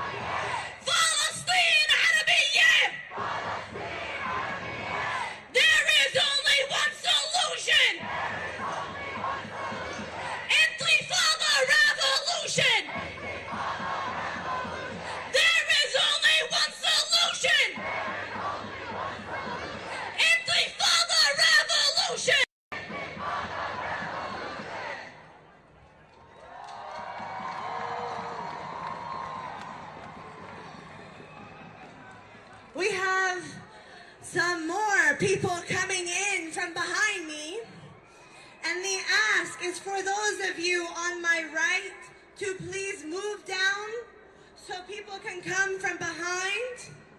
We have a really good sound system going towards the Capitol. We have screens. We're set up for this. We said this was going to be the largest rally for Palestine in U.S. history.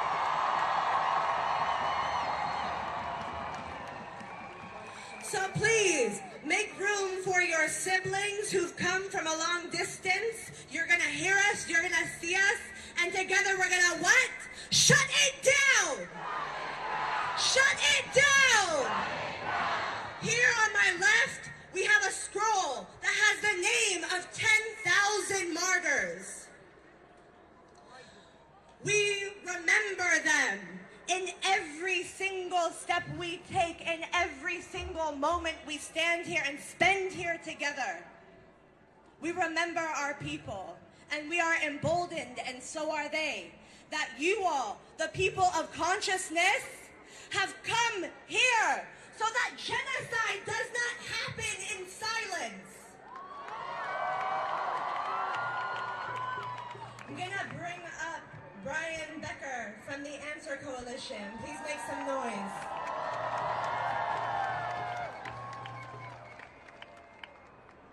Sisters and brothers, we formed this coalition, a small group of organizations, 15 days ago, and if you look around here now, we can see that in 2 weeks' time, there has come together the largest demonstration in U.S. history to support the Palestinian people.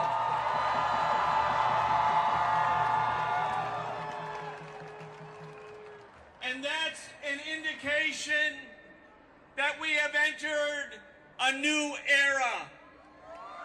This is a new political period unlike any that has come before it.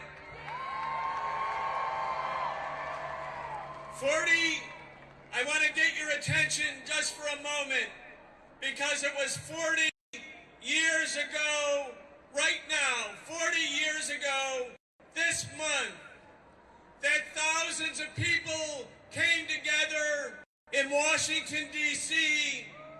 to say that the racist, fascist, apartheid regime in South Africa must fall, and we will help it fall. And within a few years, it did fall. When we came together 40 years ago, the U.S. Congress said that Nelson Mandela was a terrorist. They said that the fighters in the African National Congress were terrorists. And 7 years later, Nelson Mandela was the president of South Africa because people stood up. Change happens in leaps and bounds. Change happens dramatically. Change happens on a dynamic register, and it's always one factor that makes the difference. And that difference is not the politicians in Congress, not who's in the White House.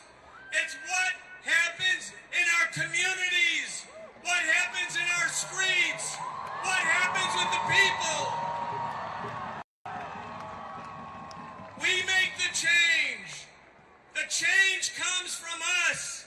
And right now, sisters and brothers, we're sending a message, a very strong message to Joe Biden.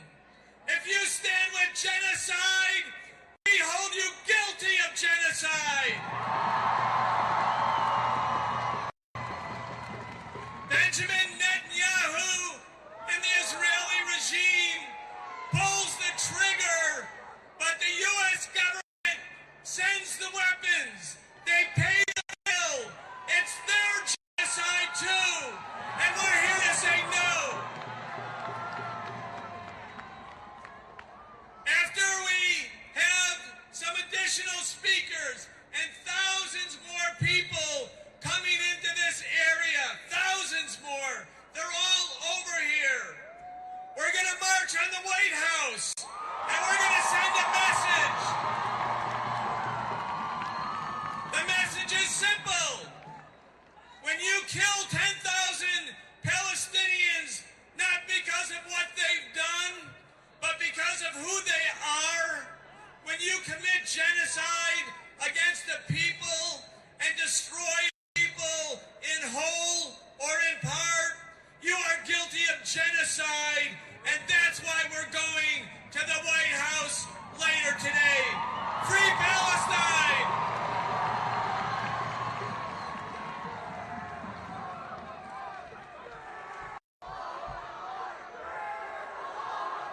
We refuse to live the shackles of oppression.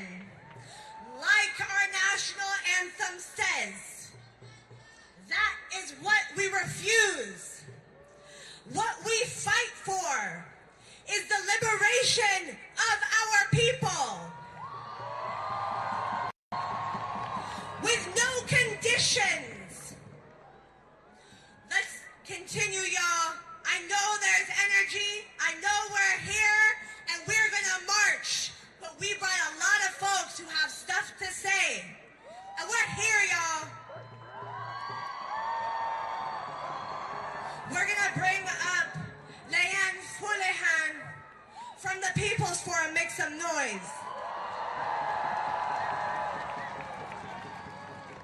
Brothers and sisters, friends, the dignified people who have come from every corner of the country, who are watching us from across the world. Today, we are here because the White House, the headquarters of war and imperialism, is forced to look at its own crimes directly. Every single Palestinian death, every murdered child, every home destroyed, every heart broken is blood on Biden's hands. The Zionist colonists who are carrying out these unspeakable killings are fully equipped and paid by the White House that we can see from here.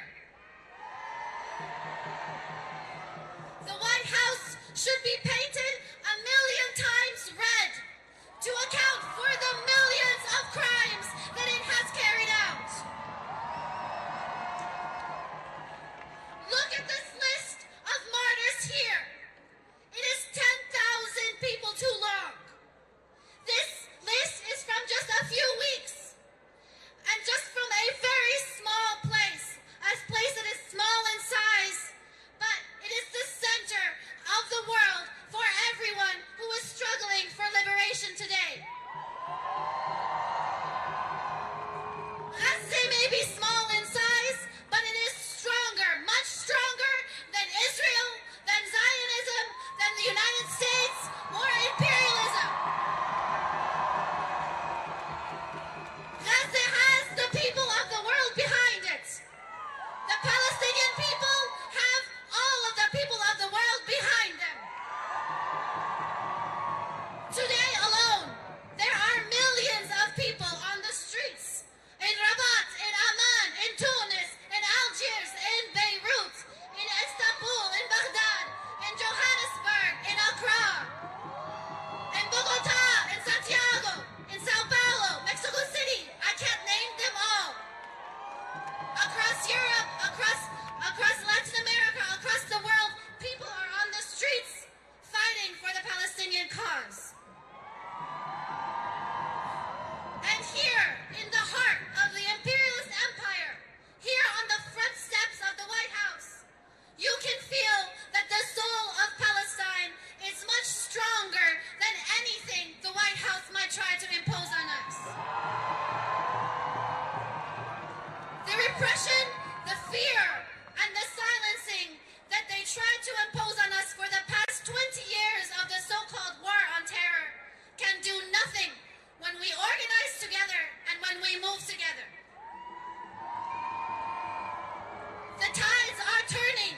We are part of history. We are all part of a new wave of struggle for liberation and for a free Palestine across the globe. And today is just the beginning. We will keep building and we will keep mobilizing. On November 9, this Thursday, all of us, plus many more, we will multiply and we will shut it down for Palestine. The criminals in the White House will not be able to go about their business as usual while they pay for a genocide. We will walk out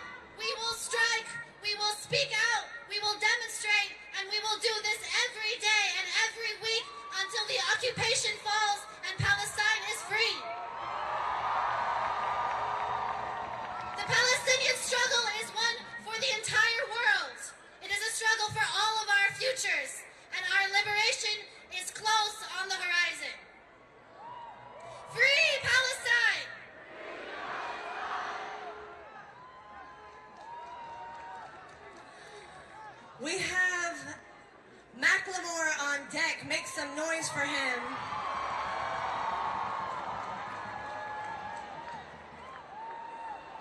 Peace, everybody.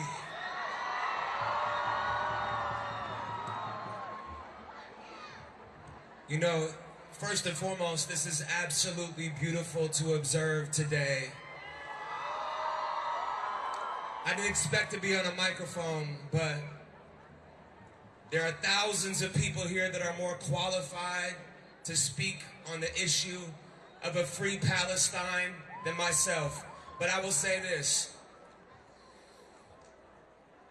They told me to be quiet. They told me to do my research, to go back, that it's too complex to say something, right? To be silent in this moment. In the last 3 weeks, I've gone back and I've done some research, and I'm teachable. I don't know enough, but I know enough that this is a genocide.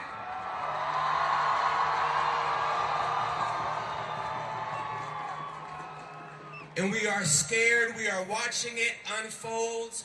We have been taught to just be complicit, to protect our careers, to protect our interests. And I'm not going to do it anymore. I'm not afraid to speak the truth.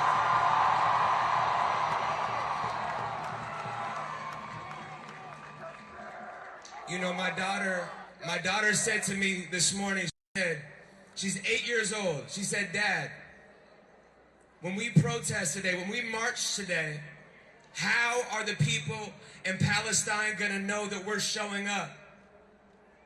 Look at this. Look at this. The world is watching what we do right now in this moment of injustice.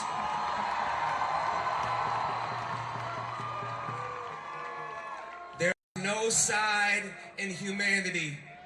We lead with our hearts. We speak the truth. We shut down the propaganda, and we march forward. Free, free Palestine! Free, free Palestine! Free, free Palestine! Thank you.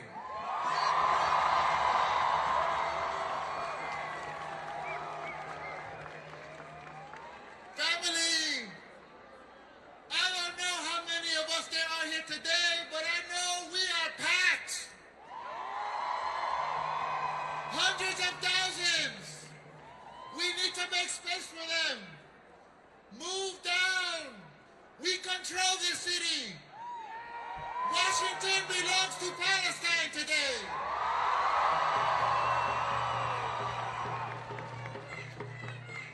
We are now honored to invite to the stage, from the National Students for Justice in Palestine, our brother Daoud.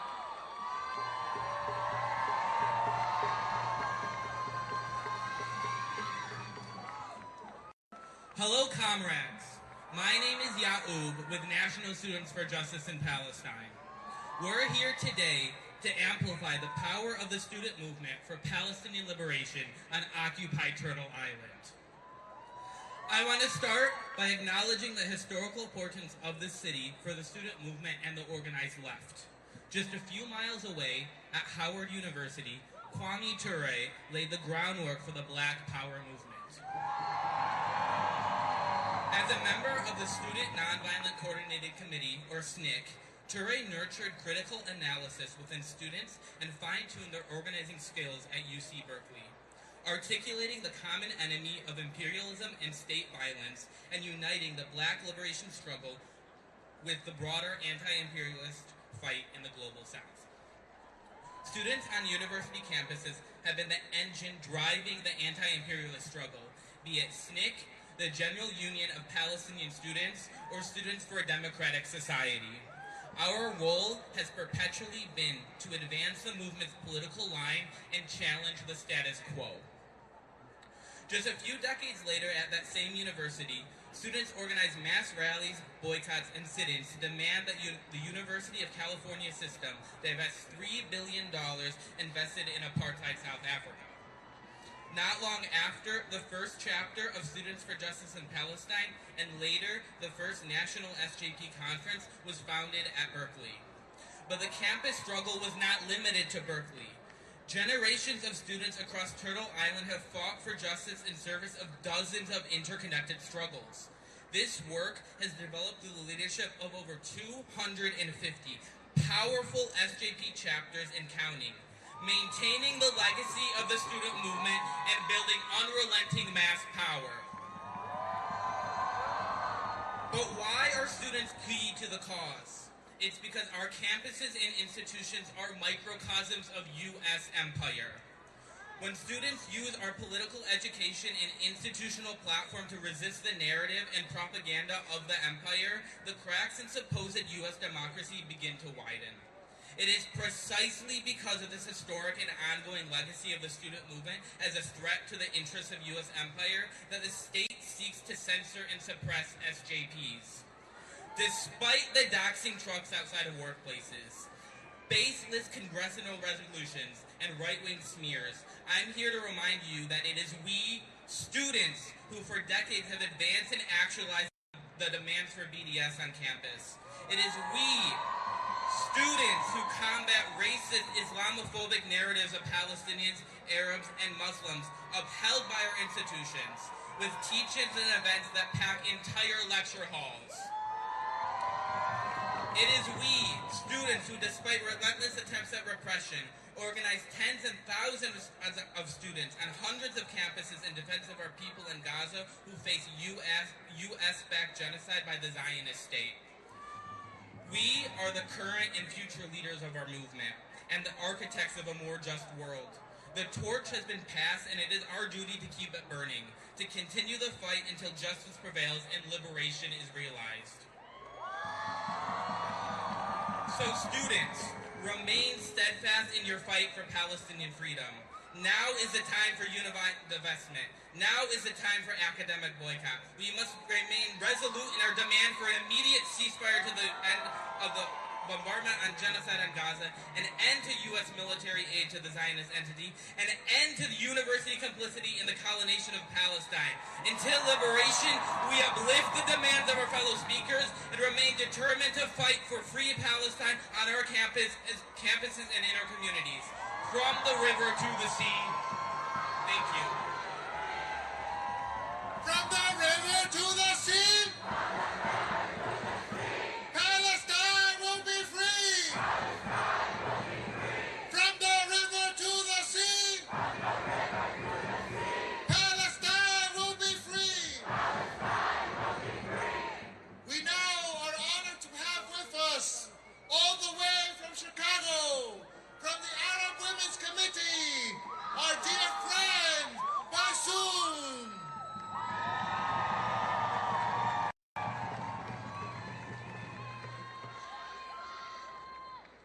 السلام عليكم أخواتي أخواني أيها الجمع العظيم. بالأصالة عن نفسي وبالنيابة عن لجنة المرأة العربية أحييكم جميعا تحية فلسطينية من أعماق قلوبنا حين نرى هذا الحشد الكبير الهائل القادم من آلاف الأميال ليضم صوته للحق والعدالة والحرية. اسمي ميسون أبو غربية، ممثلة عن لجنة المرأة التي تأسست عام 2005 والتي قد قامت على تأسيسها الأخت المناضلة رسمية عودة، حيث ساهمت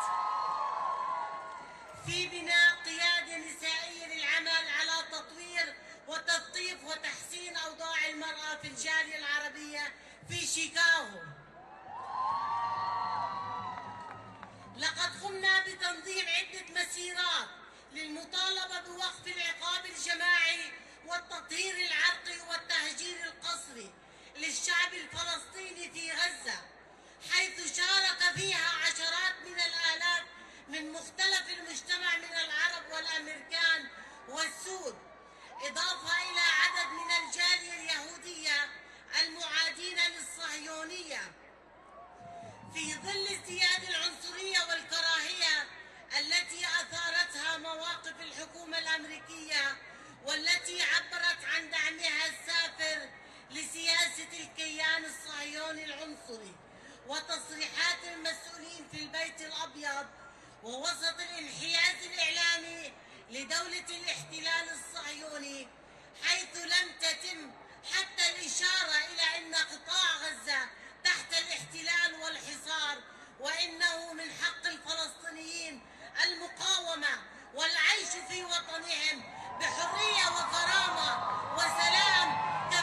الشعوب العربية.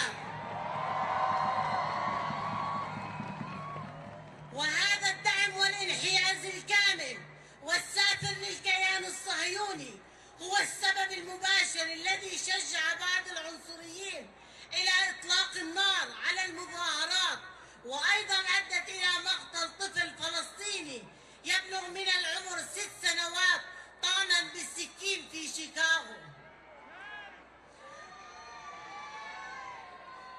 واليوم نحن هنا كجالية عربية أمريكية نطالب بالوقف الفوري الدعم السياسي والعسكري والمالي لدولة الاحتلال الصهيوني العنصرية التي ترتكب جرائم حرب ضد المدنيين العزل من الأطفال والنساء والشيوخ، وقصف المنازل والمساجد والكنائس والمدارس، حتى المستشفيات لم تسلم من القصف.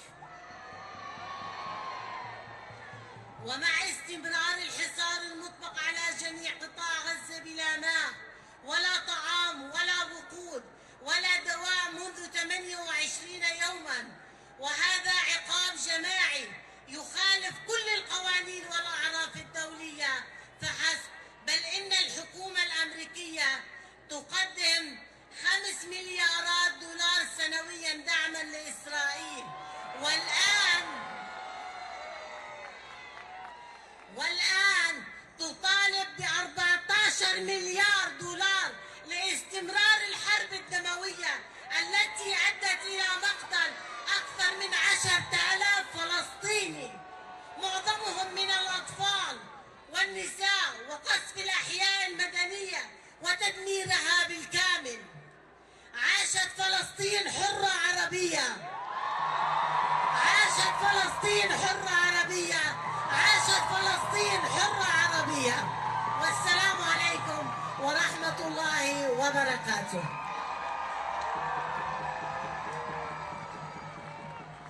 Resistance until victory! Resistance! Resistance! Resistance! Resistance!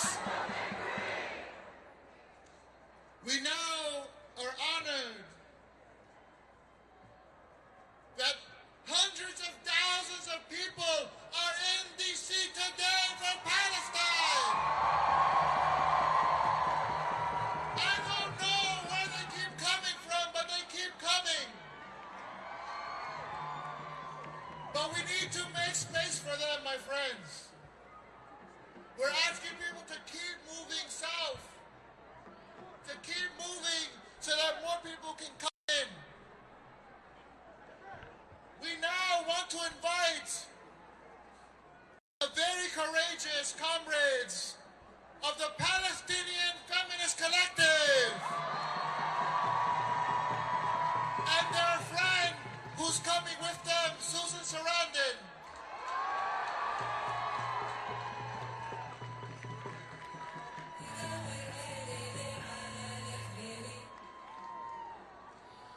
We are here on behalf of the Palestinian Feminist Collective.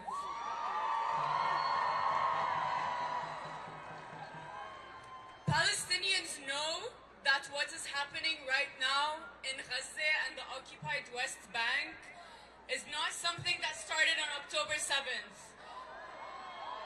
It started over 75 years ago. We know that Palestine, from the Jordan River to the Mediterranean Sea, from Al-Naqab to the northern borders, is occupied. We know that the movement to free Palestine is an indigenous movement. It's a decolonial, anti-imperialist, feminist movement. As feminists, we know that the genocidal violence being waged against our people is a continuation of the Nakba. The intention of Zionism has always been to erase us, to erase every one of us, to rip our babies out of the wombs of their mothers to suffocate us and starve us, to separate us from each other,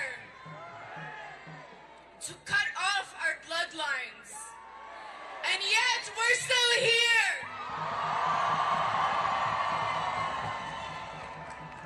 And we're gonna stay here 100 years since imperialists met and colluded to steal and divide our lands, to take away our sovereignty, to kill us.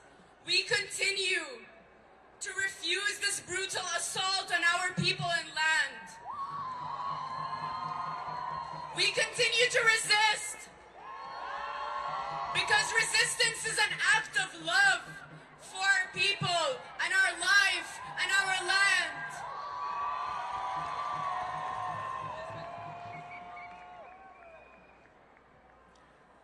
Over 10,000 Palestinians have been martyred, and 70% of those killed in this genocide thus far are women and children.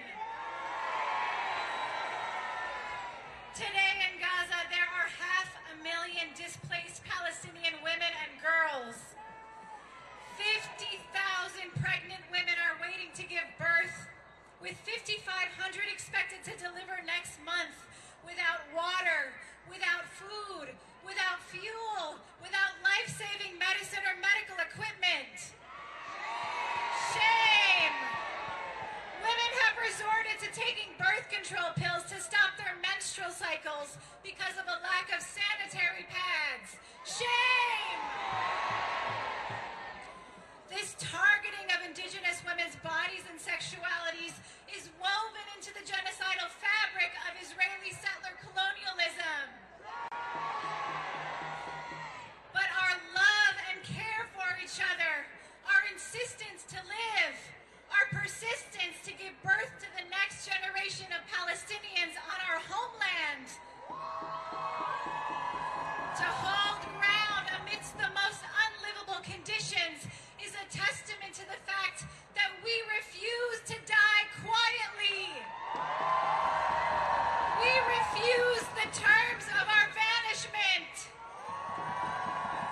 We are a people who teach life and keep creating life in spite of genocide through our revolutionary love. Our love for each other and our love for our homeland. And that love is something the colonizer can never take away from us. To know this, to feel this love deeply, is to know that we have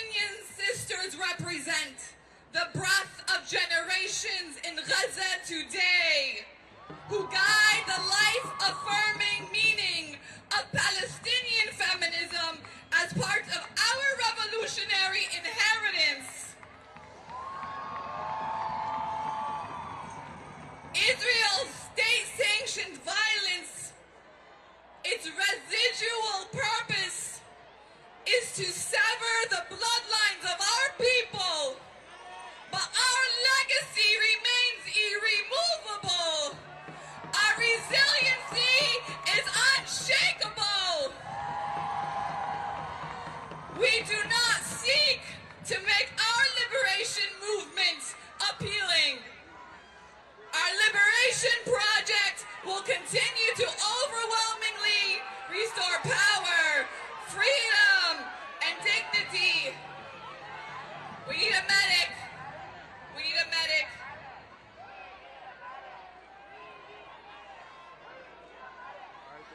They're asking for a medic. Something must have happened. Somebody in the crowd. We need a medic in the northwest corner. To my left, we need a medic in the northwest corner. Who keeps us safe? Who keeps us safe? We got it, y'all.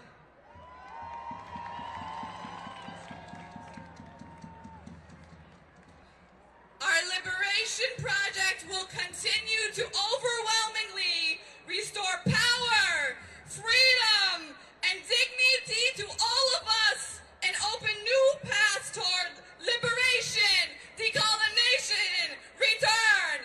Liberation, decolonization, return. Liberation, decolonization, return.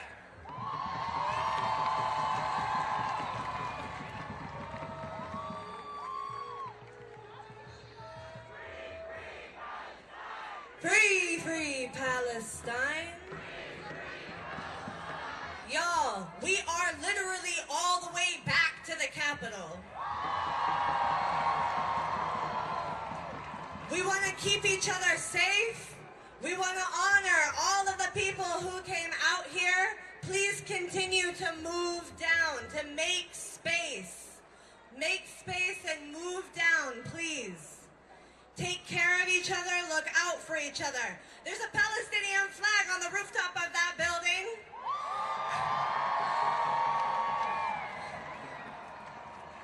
It's wild, look around, y'all.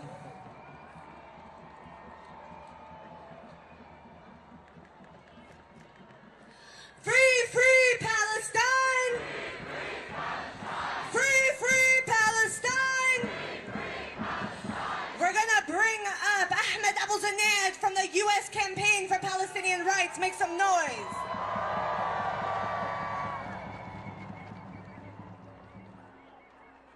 We say no. Repeat after me. We say no. We say no. Genocide Joe. Genocide Joe. We say no. We say no. Genocide Joe. Genocide Joe. We say no. We say no. Genocide Joe. Genocide Joe. My name is Ahmed Abu Zainad and I represent the U.S. Campaign for Palestinian Rights.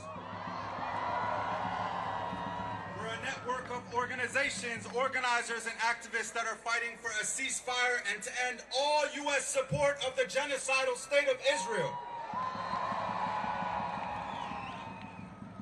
I would like to share a piece of a poem with you. This poem is titled Enemy of the Sun, and it was written by Palestinian poet Samih al-Qasim. Now, for decades, this poem was thought to be written by Black Panther Party member George Jackson. It was discovered in his prison cell.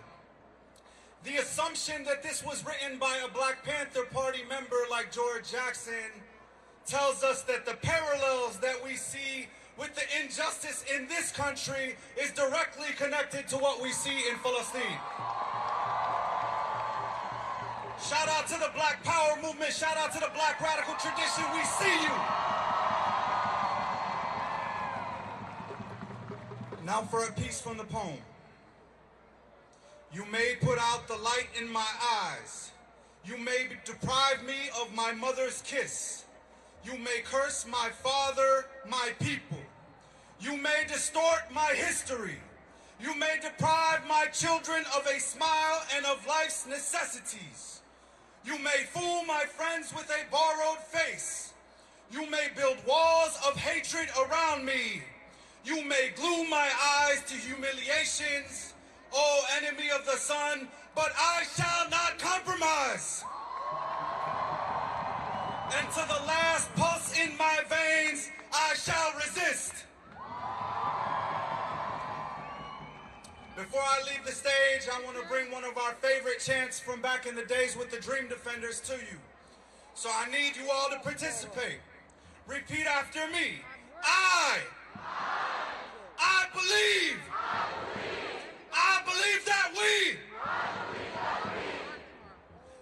believe that we will win. I believe that we will win. I believe that we will win. I believe that we will win. Thank you. God bless you. Free Palestine.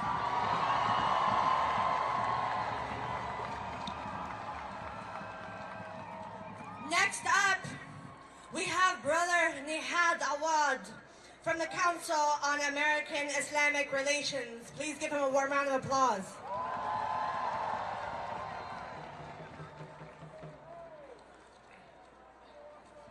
Assalamu alaikum. Peace be to you. My name is Nihad Awad. I'm the Executive Director of CARE, the Council on American-Islamic Relations. The nation's largest Muslim civil rights and advocacy organization with about 35 offices nationwide. Part of what we do every day is to defend the rights of American Muslims and pro-Palestine activists. Those activists who have been subjected to hate crimes, Islamophobic attacks, who have been fired from their jobs, discriminated against, and those who their rights to speak have been stifled, whether in schools or on university campuses.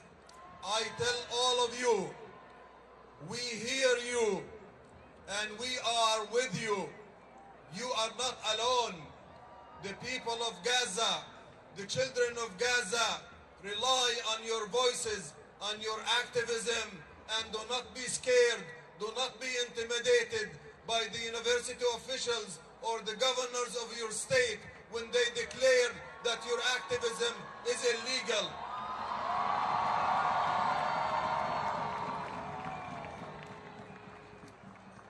My message to you, number one, those of you who have been subjected to bullying, discrimination, or mistreatment, or threats to be fired from your job because of your advocacy for Palestine, you are not alone. Contact our organization at www.cair.com and seek our help.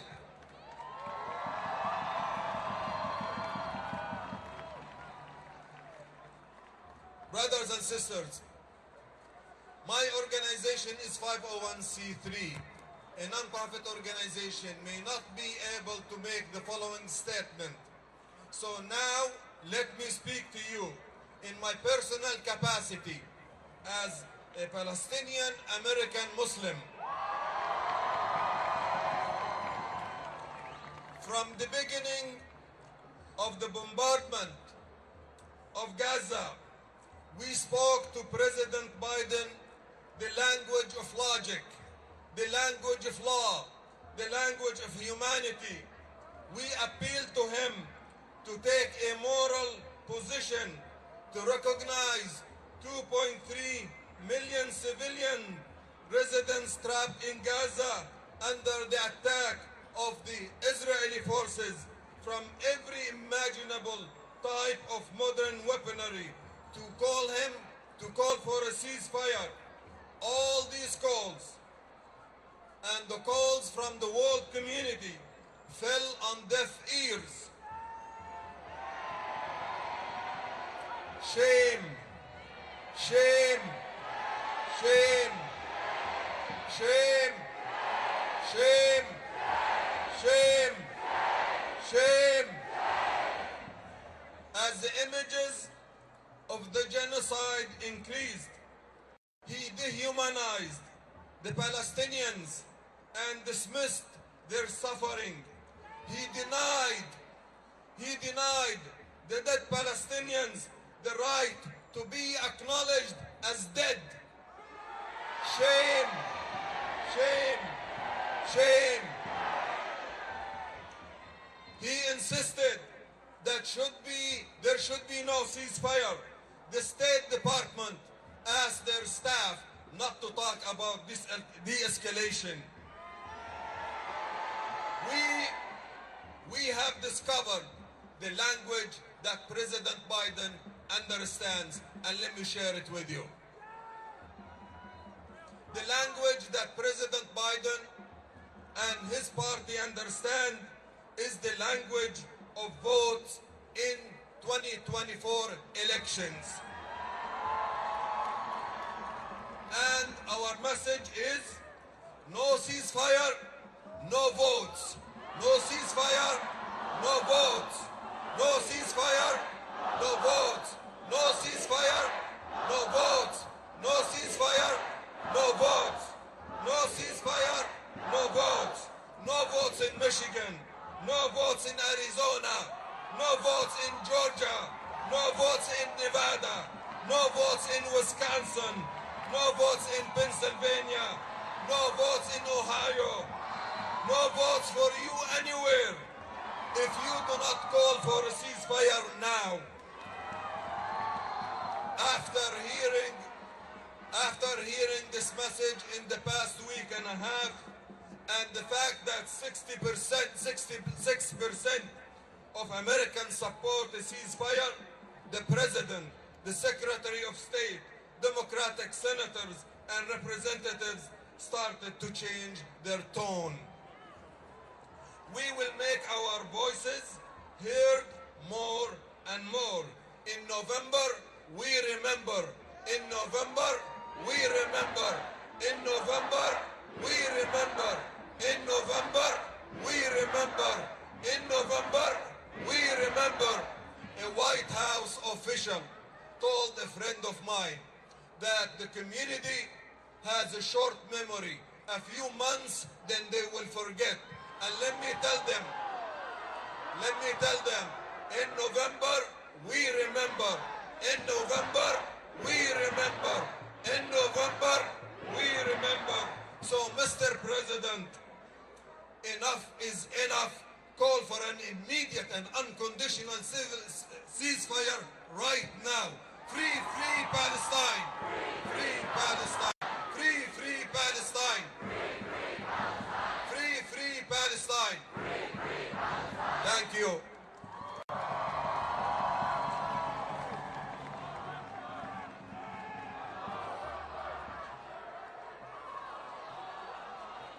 Next up, we have Mohammed El-Kurd.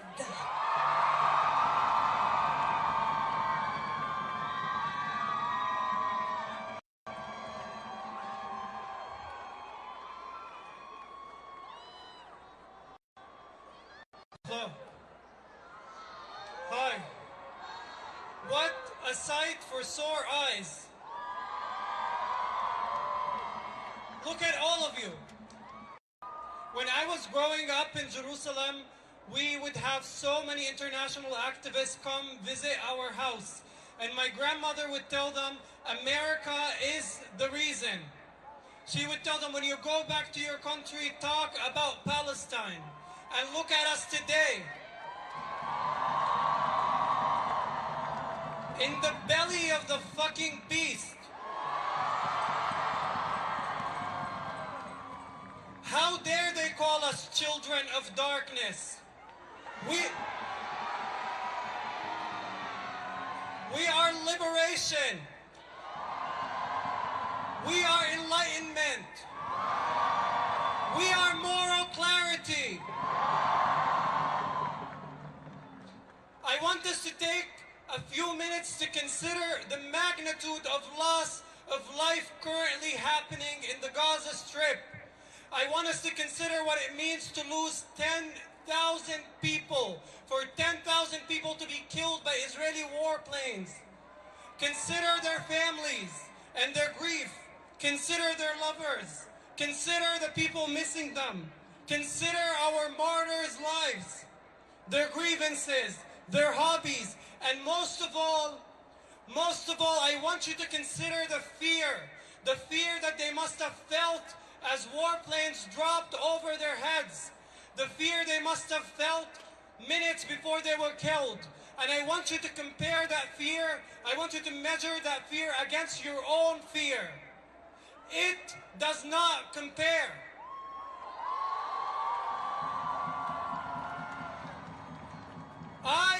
I understand it. We're all afraid of losing a job, of losing a friend, of being ostracized, of being shamed. I called my father earlier. I told him I was coming to this march. He said, stay away from the cameras. We're all afraid. But this fear does not compare. They want us to think that we are paying personal prices, but we have our community.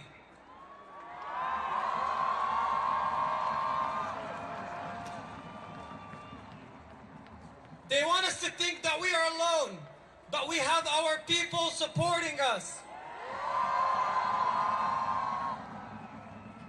If they come for you, if they take your job, if they fire you from school, if they expel you, do not think of yourself as a casualty.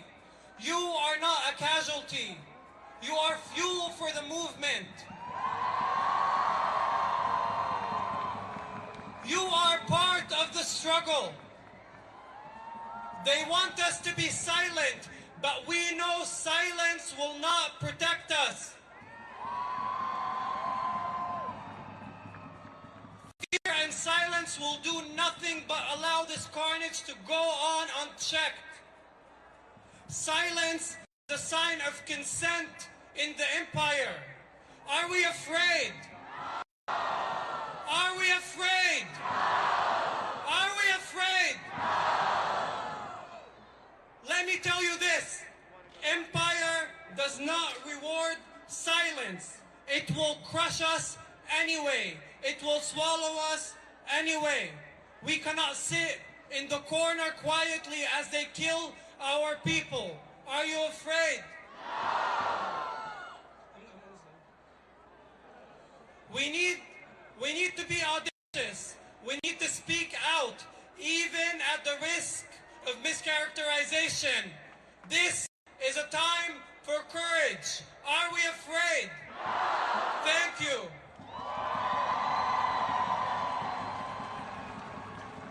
Free, free Palestine!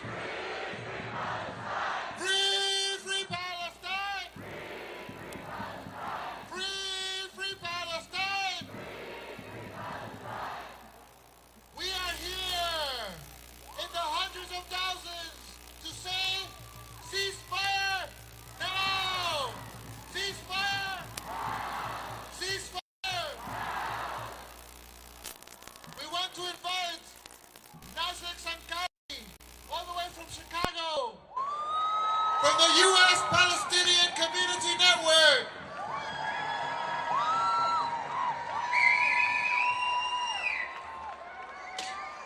Good afternoon. My name is Nazek, and I am co-chair of the Chicago chapter of the United States Palestinian Community Network, a grassroots community organizing institution that has chapters in 8 states and members all across the country. There is no going back to the status quo of the world before October 7th. This genocide against the Palestinian people has exposed Israel for what it really is: a weak, white supremacist, racist, apartheid Zionist state that is determined to remove Palestinians from their ancestral homes and lands at all costs.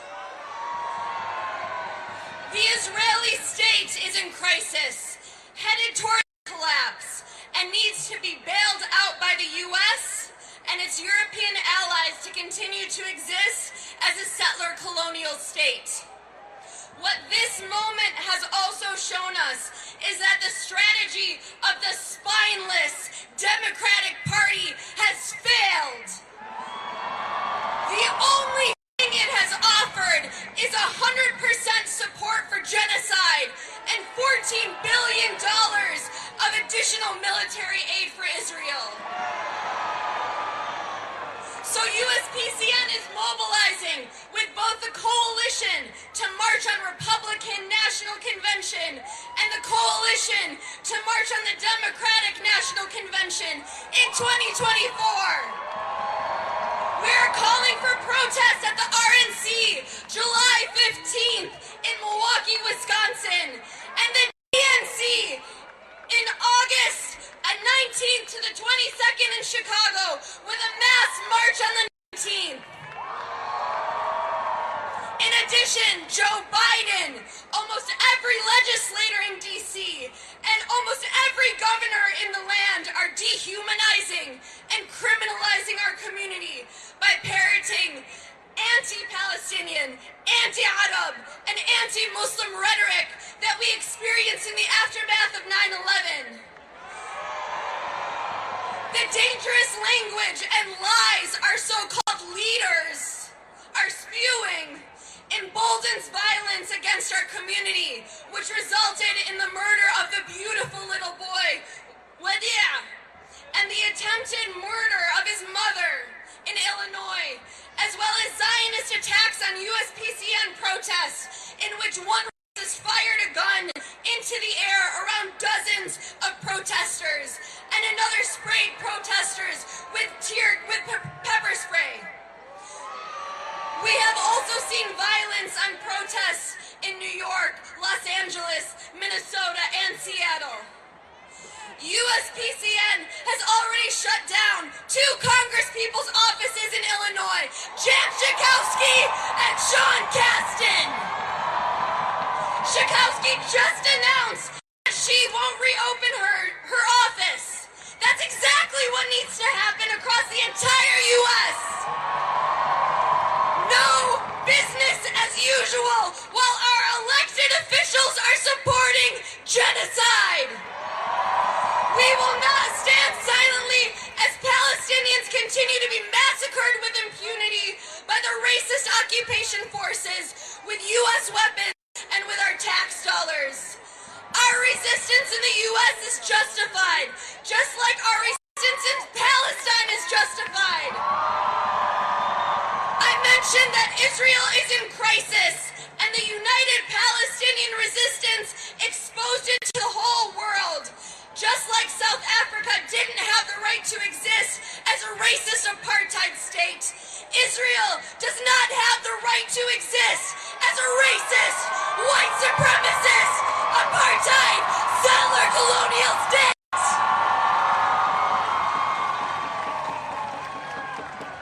And after we defeat and dismantle this unjust system and state, we will build a secular, liberated, pluralistic society for everyone who lives from the river to the sea.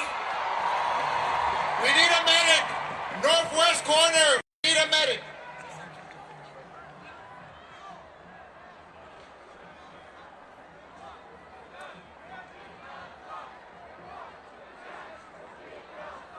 We support the unified Palestinian resistance against the Zionist oppressors until we win complete and total liberation.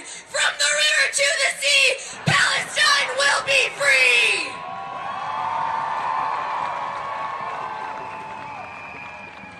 We now want to invite our dear sisters from Code Bank,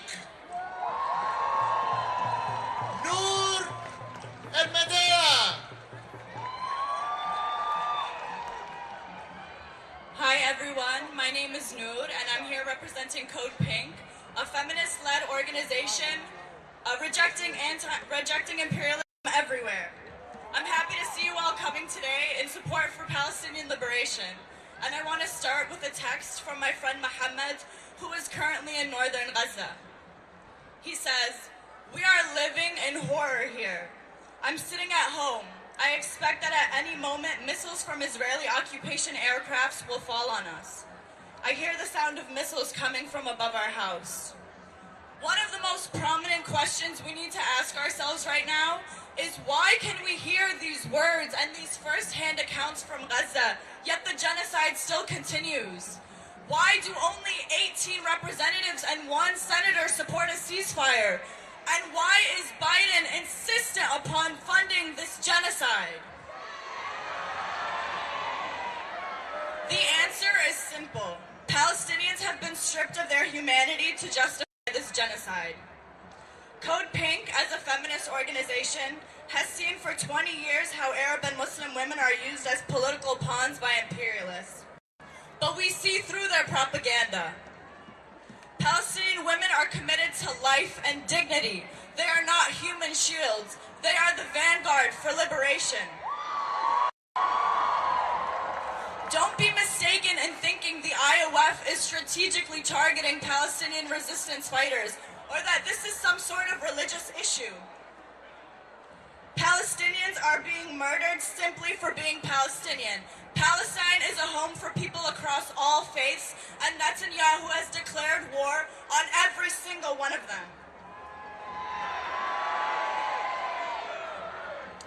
Like I said, Palestinians are being murdered simply for being Palestinian.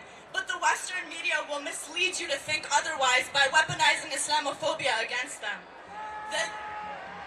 Shame! The U.S. used this strategy to justify the war on terror after 9/11, and they're doing it again now because it worked. It allowed the U.S. to murder nearly 5 million people with no accountability. Shame! So I ask Biden, is this how you want to be remembered? As a genocidal, destructive warmonger? Shame! Look at this crowd. Clearly the American people do not agree with your genocidal plans. You must call for a ceasefire now or solidify your position as one of the most inhumane presidents in American history. The American people demand a ceasefire, an end to the occupation, and the full liberation of Palestine. Muhammad told me the only thing that makes him happy is knowing we are by his side. And I promised I would never give up on the fight for his safety and for a free Palestine. And I would like you all to make that promise to him as well. So please repeat after me. Dear Muhammad, I promise. We promise to never stop fighting for you and for a free Palestine. From the river to the sea. Thank you, everybody.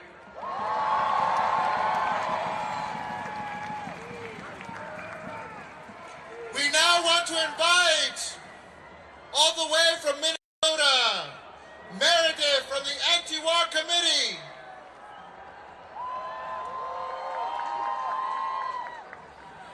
Hello, people from Minnesota. We drove for 20 hours straight through the night so we could be here with you. We think it's imperative to be a part of a national movement, to stand up together, to say that the U.S. does not support the ethnic cleansing of Gaza.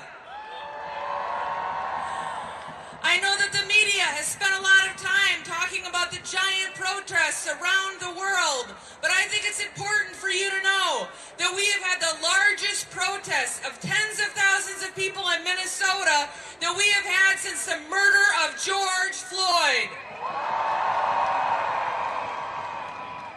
In fact, just this week, on Wednesday, Genocide Joe came to Minnesota, and we called him Genocide Joe at the airport. We called him Genocide Joe at the farm he went to. We called him Genocide Joe on the streets of Minneapolis, where thousands of people gathered to protest him. And anti-Zionist Jews got into his fundraiser and disrupted his fundraiser.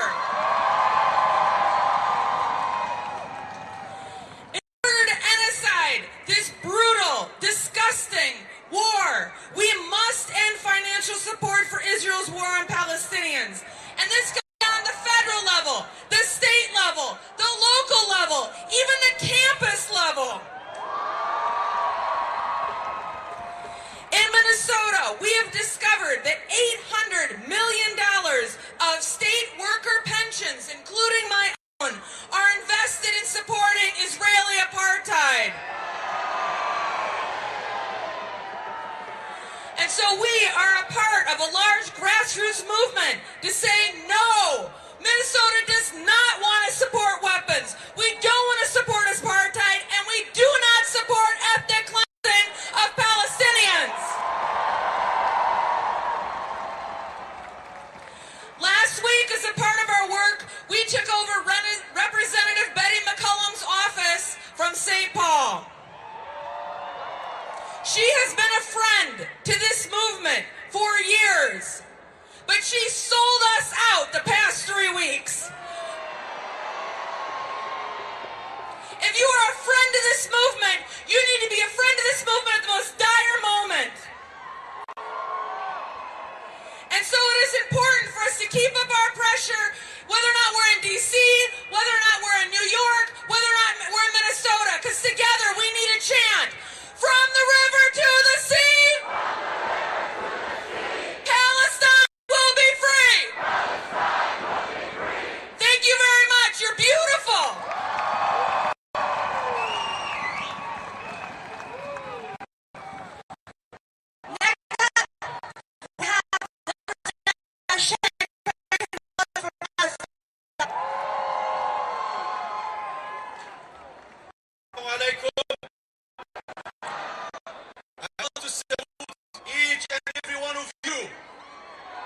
For your steadfastness, for your resilience, for your commitment to the Palestinian rights. Let us keep this pressure on. Let us keep this pressure on. The reason why this genocide White House, why this complicit Congress, why the warmongering media just shifted their tone in relation to the brutality, to the genocide is taking place in Gaza, is because your voices have been heard. It is because of your actions and advocacy. It is not that, God forbid, that they had a sudden conscious awakening. They don't have a conscience. What they understand is pressure. What they understand is that we call them out. Is what they understand is that the people are unified. And we are unified in our position to bring this genocide in Gaza to a complete and immediate end now.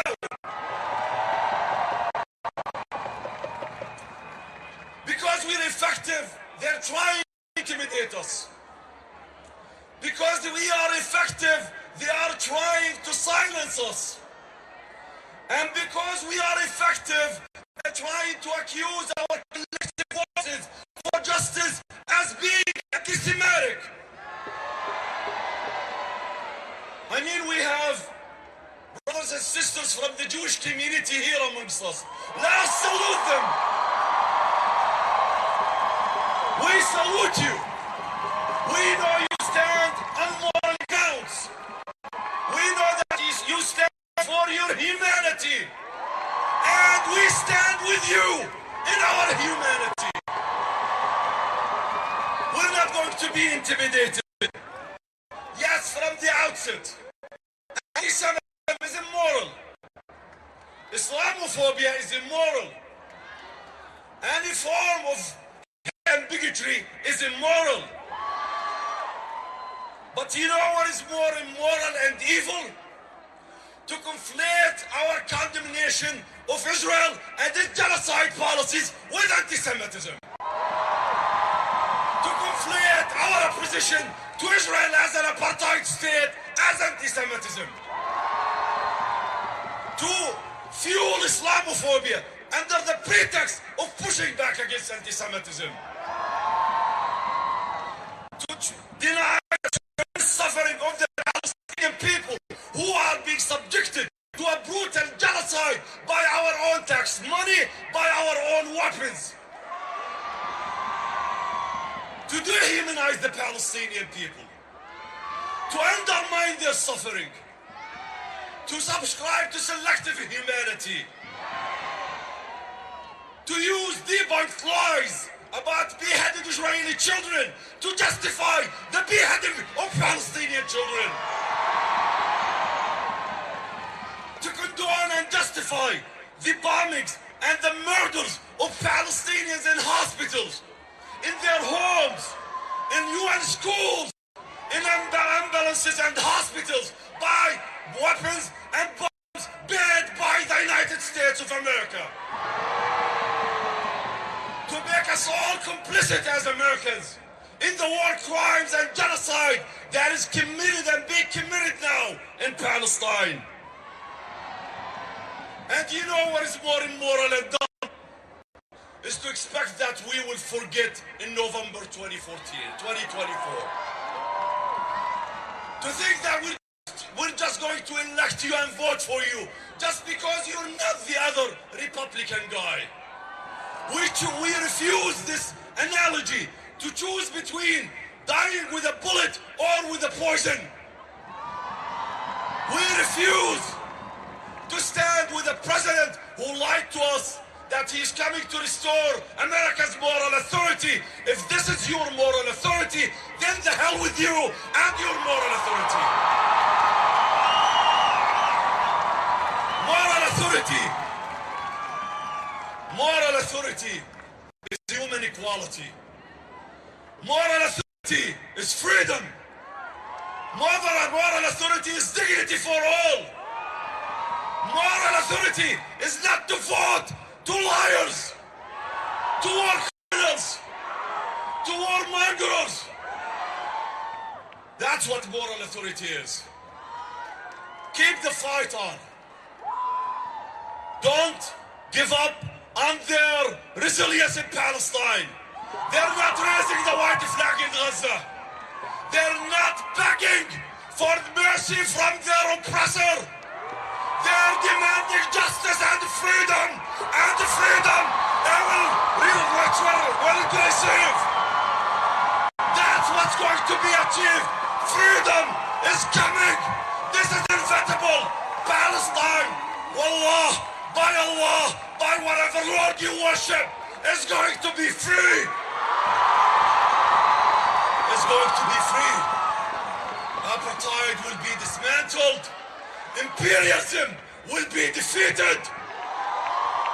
And liars will lose the elections, inshallah.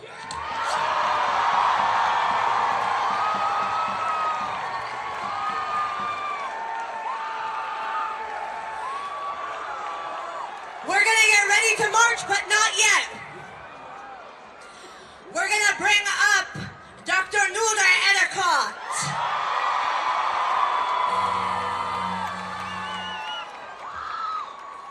Look at us. Look at these thousands and thousands of people of conscience gathered in love and rage. We are united by our humanity. We are united by our commitment to humanity, our absolute refusal to let Western powers and Israel bury it beneath their depraved pursuit of wealth and privilege. We are placing our bodies on the railroad tracks that are trying to forge a future through genocide and annihilations. Never again means never again for anyone right now. Our presence even more remarkable in the face of harassment, intimidation, censorship, outright lies about pictures that do not exist.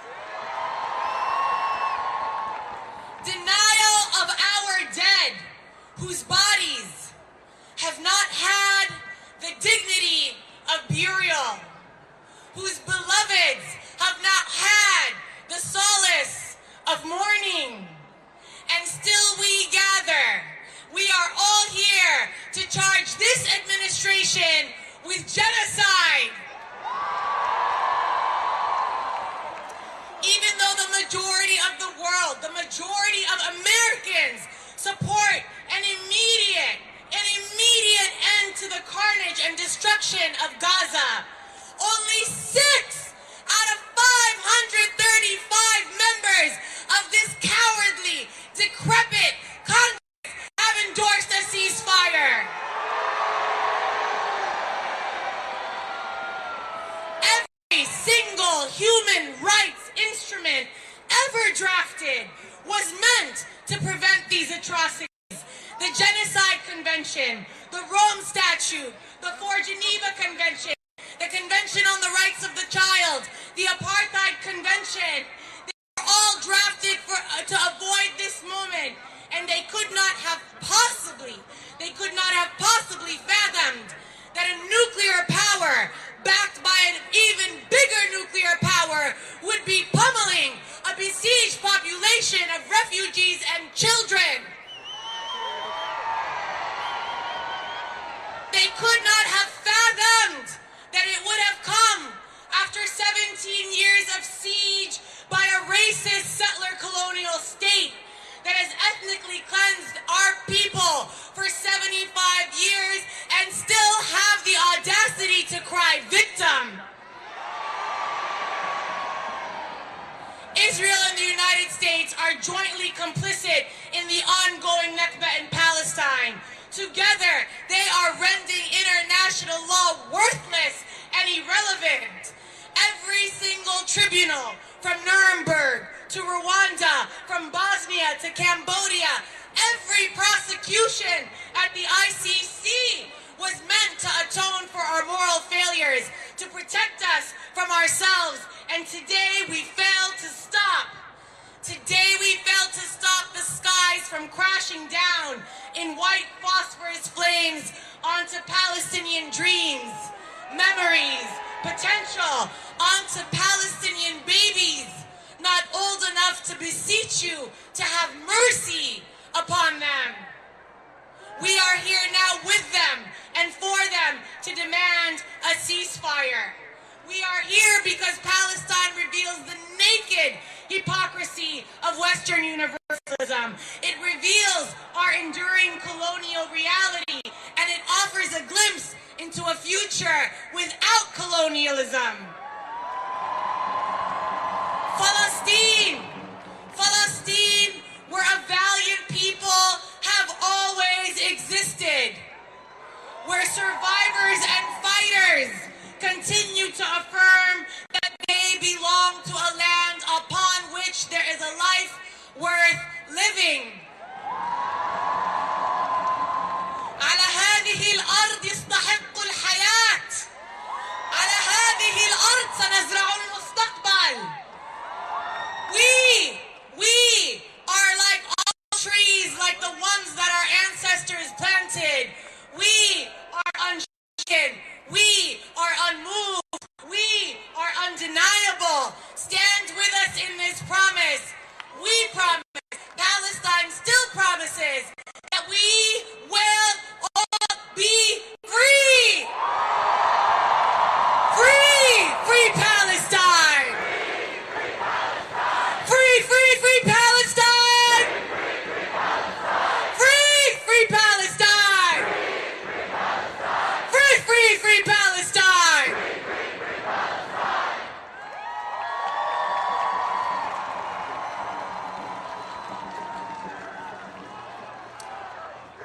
Next up, speaking of freedom and liberation, we have Majid Gadson from the December 12th movement. Make some noise. Free, free Palestine! Free, free, free Palestine! Free, free Palestine! Free, free, free Palestine! Peace, family. We need a medic in the center by the press riser. A medic, we're good? We're still waiting for a medic by the press riser. Peace, family. My comrades and I are here to give a statement from the December 12th movement, a Pan-African human rights organization.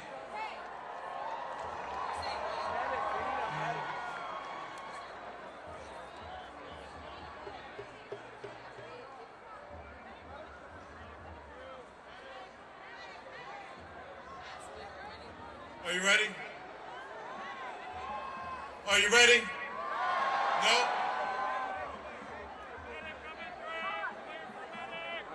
think it's time to get on here, and if you can still hear me, I'm not sure how the stream is. Please go smash the like button. There are definitely over 50,000 people here. Not sure if we're at 100,000, but there's thousands of people here. Biggest rally I've ever seen. It's going to be a big march. If you're not a member of Free Palestine! Free Palestine! Free Palestine! Free Palestine! Peace, family. My comrades and I are here to give a brief statement from the December 12th movement, which is a Pan-African human rights organization.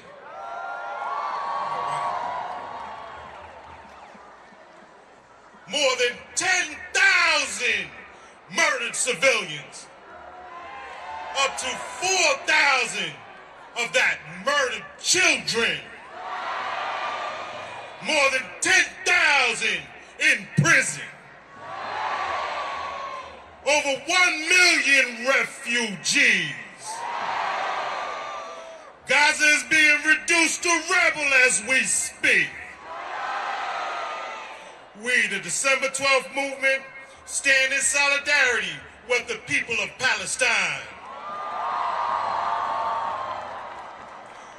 This war didn't start on October 7th.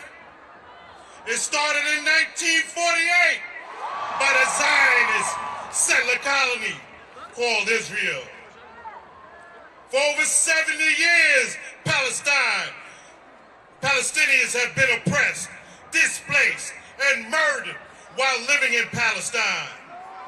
Palestinians have a right to resist their daily terroristic oppression from Israel.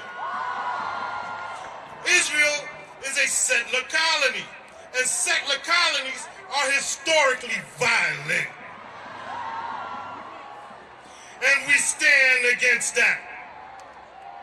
The Pan-African community remembers the time when the Palestinian people came to the aid of our native South African brothers and sisters in the fight against the apartheid regime in South Africa. At that moment, we need a medic this way, please. We need a medic to where I'm pointing. Can y'all wave the flag where a medic is needed? Thank you, y'all.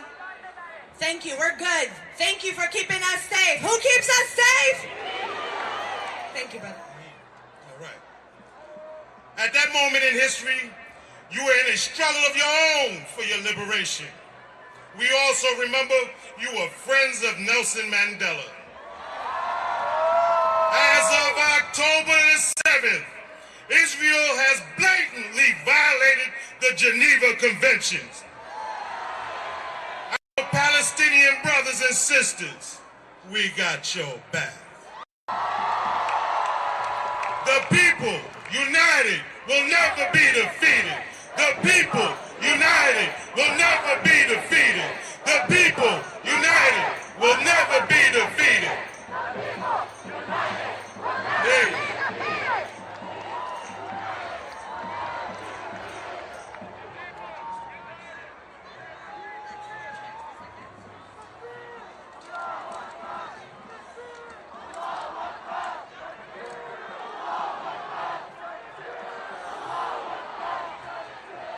One, two, three, four. Open up the prison doors. 1, 2, 3,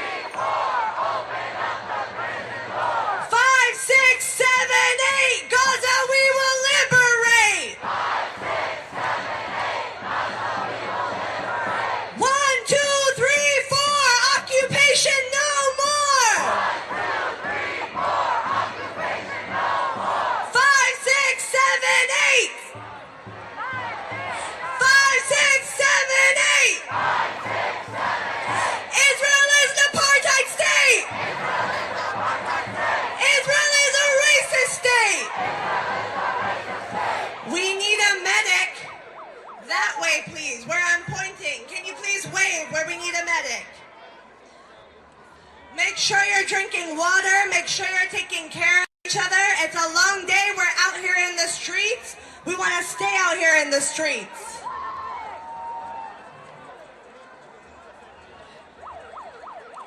We're gonna bring up our comrade Nina from Bayon. Please make some noise.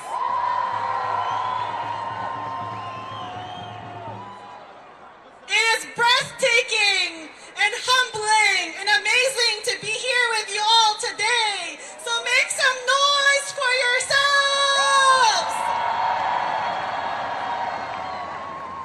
From the ranks of anti-imperialists and progressive Filipinos across the United States and around the world, Bayan USA is here with you all today in DC to condemn the collective punishment of the Zionist settler colonial state of Israel on Gaza. We Filipinos are here to call for a ceasefire and end to genocide. We Filipinos are here to call for an end to the ongoing Nakba and occupation of Palestine. And best believe we Filipinos are here wholeheartedly and unequivocally in solidarity with the national liberation of Palestine! Because when we say from the river to the sea, we mean all of Palestine, not just Gaza, not just the West Bank, but all of Palestine for the Palestinian people! As Filipinos, we know what it is like to struggle against foreign occupation and domination, what it is like to fight for national liberation across generations. For centuries, the Philippines was colonized by Spain, then colonized by the United States, and up to today remains a U.S. neo-colony. And today, the United States uses its puppets in Israel and the government republic of the Philippines to assert its geopolitical and economic interests in the Middle East and Southeast Asia. The Philippines is the third largest buyer of weapons from Israel. Both the IDF and the armed forces of the Philippines are heavily armed, funded, and trained by the United States.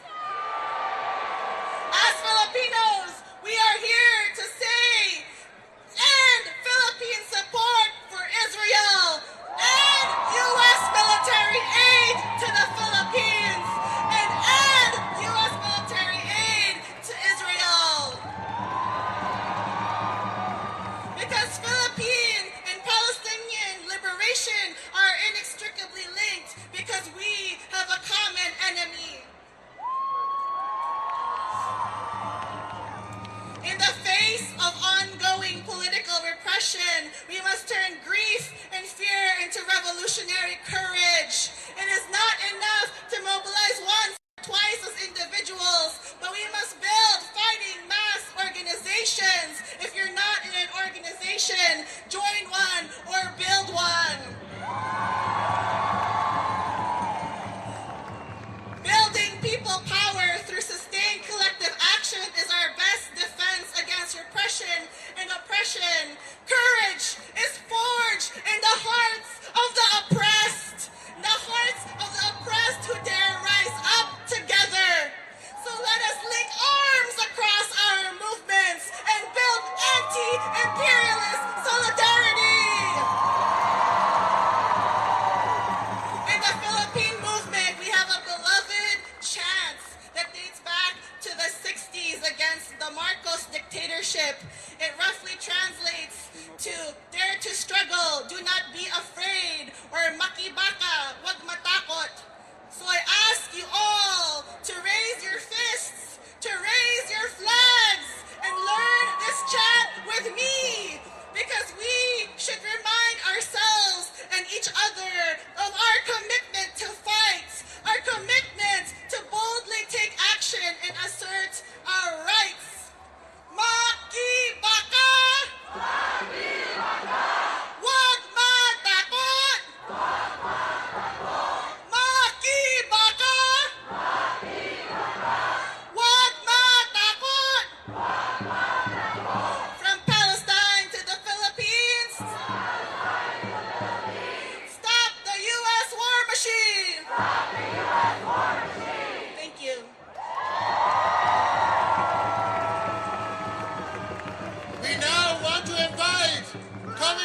Jersey, Rania Mustafa from the Palestinian American Community Center.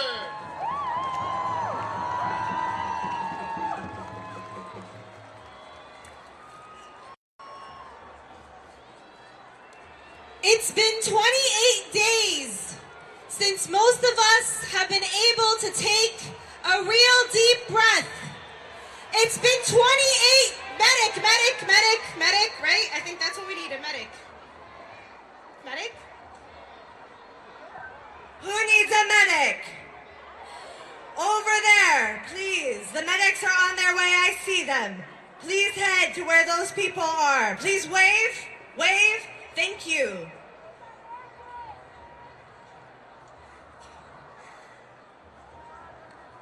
It's been 28 days since most of us have been able to take a deep breath. It's been 28 days since most of us have actually had some sleep. It's been 28 days of us being glued to our phones, waiting on the next update, waiting to hear from social media, waiting from that text from our loved one or friend. It's been 28 days of our emotions filled with grief and encompassed by guilt. It's been 28 days since we realized that we have to convince the world of our humanity. To many of us, we've realized that to the world we are lesser than. To many, we don't deserve life and self-determination like any human being deserves. For years, we were silenced, forced to be okay with the bare minimum. Those days are long over. 9,527 people in Gaza and 3,826 children. Of them, if 3,826 children have been murdered. The last 28 days have changed most of us permanently, and the thought of ever going back to normal is long gone. We have to keep working together. We have to keep working together. The tides are turning. They are feeling our boycotts. They are hearing our voices. Officials are resigning. Reporters are speaking up. People are listening and hearing the truth, and they are saying no to genocide. Each of you will go home. Each of you will return to your friends and family and community, and that is where the work must continue. Each of us must ask, what can I do? How can I make this stronger? This movement stronger? Enough is enough. We need to call for a ceasefire now, and we need to keep working on it today, tomorrow, and always until there's a free Palestine. Free, free Palestine.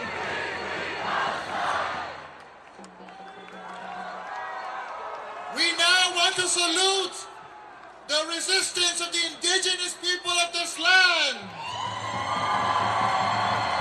We welcome to the stage our dear sister, Crystal Tubals of Honor the Earth.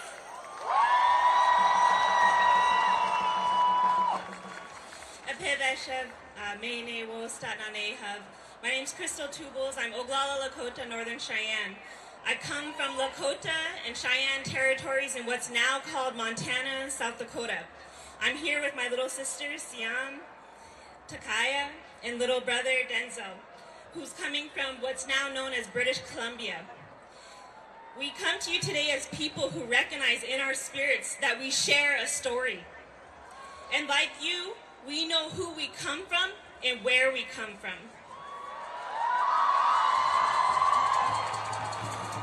We were blessed to be raised in our communities with our traditional teachings and on our lands. And because of that, we know that we are relatives in so many beautiful ways. Our journeys connected us with the Palestinian struggle years ago when our leaders from the American Indian movement met with the leaders of the PLO. Palestinians showed up.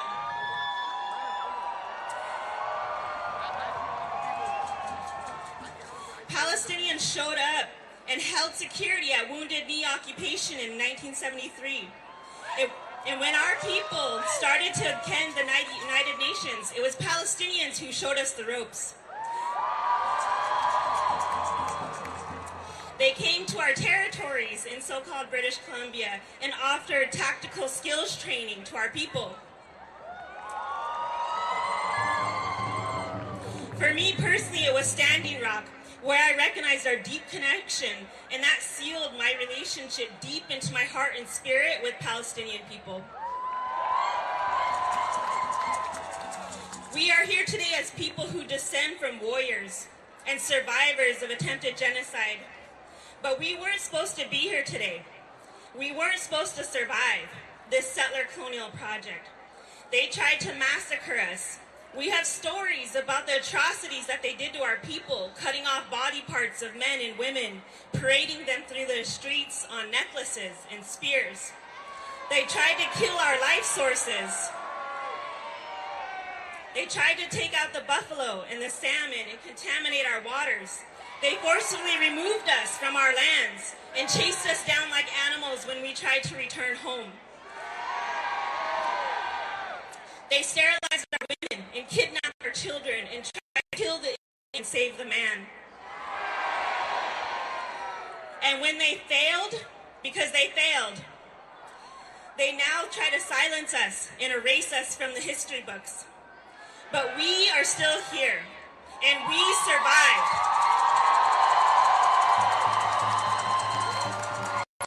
And to my Palestinian relatives, so will you. We will survive because we belong to the land. We will survive because we are the land. The land knows you, and the land will call you home. Until then, my dear relatives, as an Oglala woman, as a Northern Cheyenne woman, as a Tlaman woman, a Stalo woman, a Nichanoth woman, a Gitsan man, we commit to carrying your struggle as our own.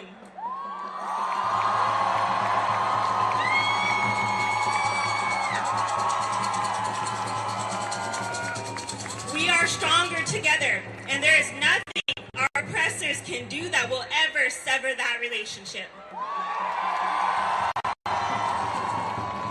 And to our relatives still in Palestine, we know that you will never stop fighting, and we will never stop fighting next to you.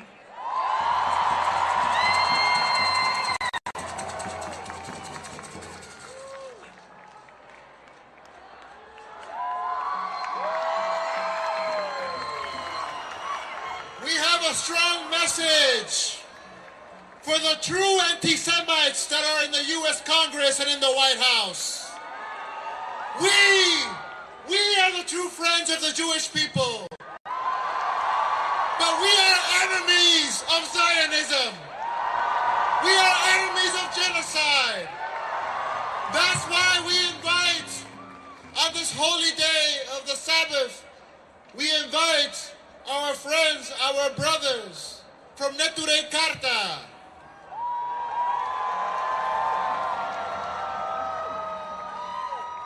Hello, my name is Richie Marino. I'm with Workers World, and I'm also with the Bronx Anti-War Coalition. And I'm very proud to be reading a speech prepared by Neturei Karta International for the rally in Washington, D.C. on Saturday, November 4th, 2023. With the help of the Almighty, Assalamu Alaikum, due to religious restrictions of the Jewish Sabbath, we apologize that we cannot speak to you using the microphone, but we want to use this opportunity to express our solidarity with the suffering and persecuted people of Gaza and Palestine.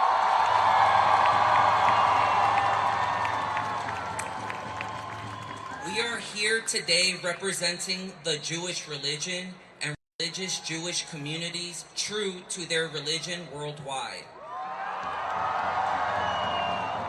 To voice our horror and to condemn the horrific genocide of innocent men, women, and children occurring now in Gaza, and the ongoing brutal occupation of Palestine for over 75 years. Since the inception of Zionism in the late 19th century, masses of Jewish people and the rabbinical leaders worldwide, including in the occupied Palestine, oppose Zionism and the very concept of the State of Israel, and to the present day condemn all of its atrocities. The very existence of the State of Israel, the ongoing occupation, including all brutal atrocities since its very beginning in 1948, are a violation of Judaism and are criminal and barbaric. According to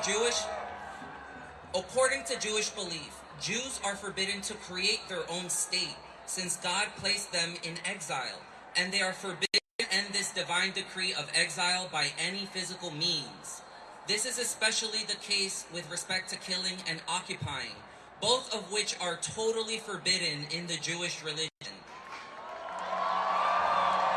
Jews are required to live as loyal citizens and peaceful neighbors in the countries where they reside. Muslims and Jews have lived for hundreds of years in Palestine with a beautiful coexistence. The difference of religion was not a reason for conflict. This occupation is ultimately responsible for the ongoing tragic bloodshed today and for over the 100 years of both Arab and Jew.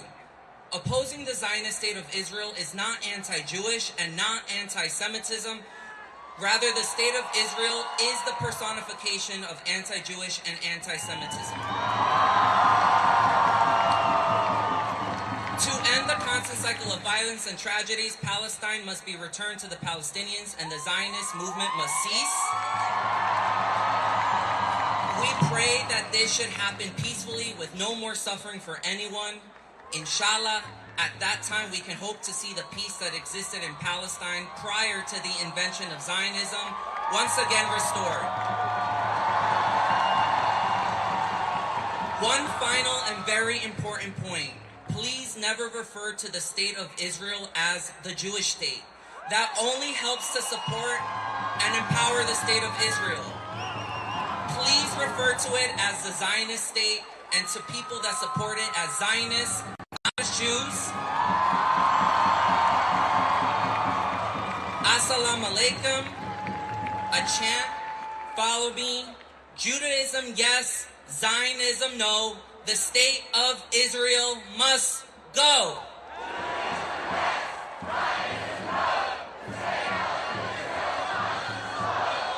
Viva, viva Palestina! Thank you.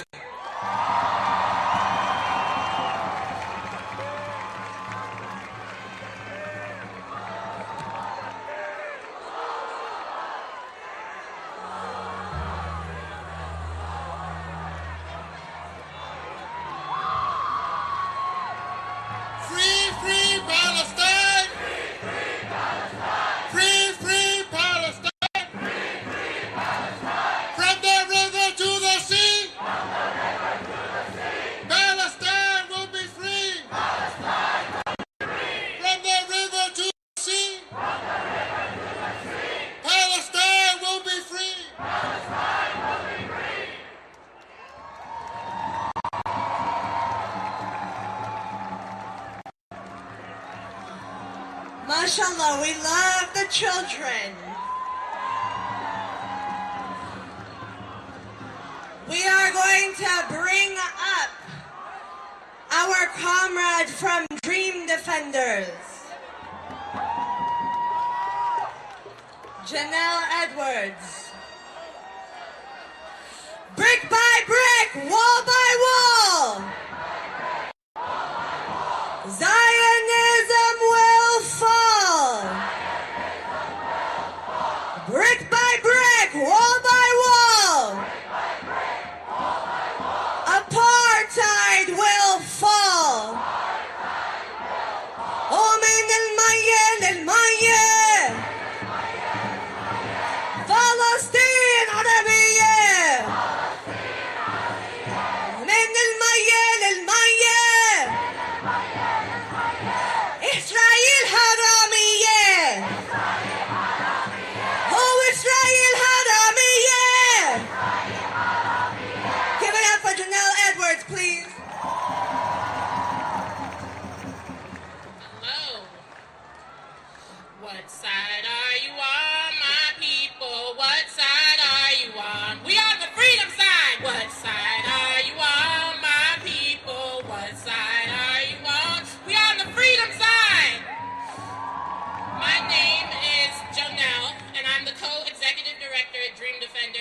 We're a national Black freedom organization fighting for safety and a good life for all of us.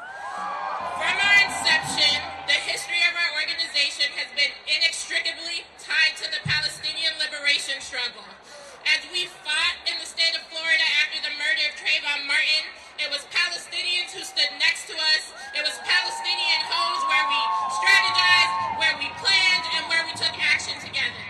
And in 2015, at the leadership of Ahmed Abu Zeid, we began taking delegations from across the country to Palestine to continue the long legacy of Black and Palestinian solidarity.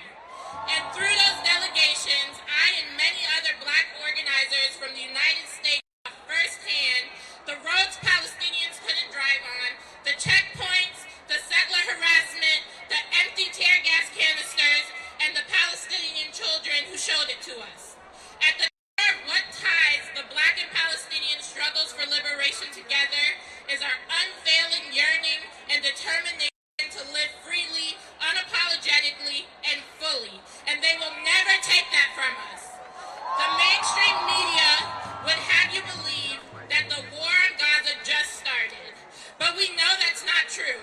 For 75 years, Israel has waged a brutal campaign of terror and enforced a state apartheid on Palestinians.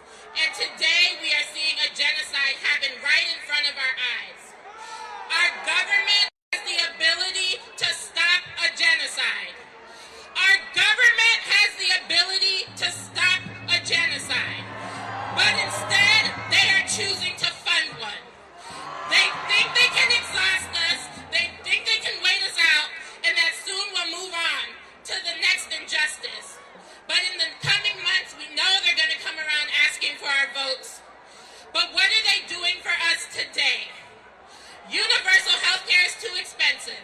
Canceling student debt is too expensive. Everything for the people is too expensive.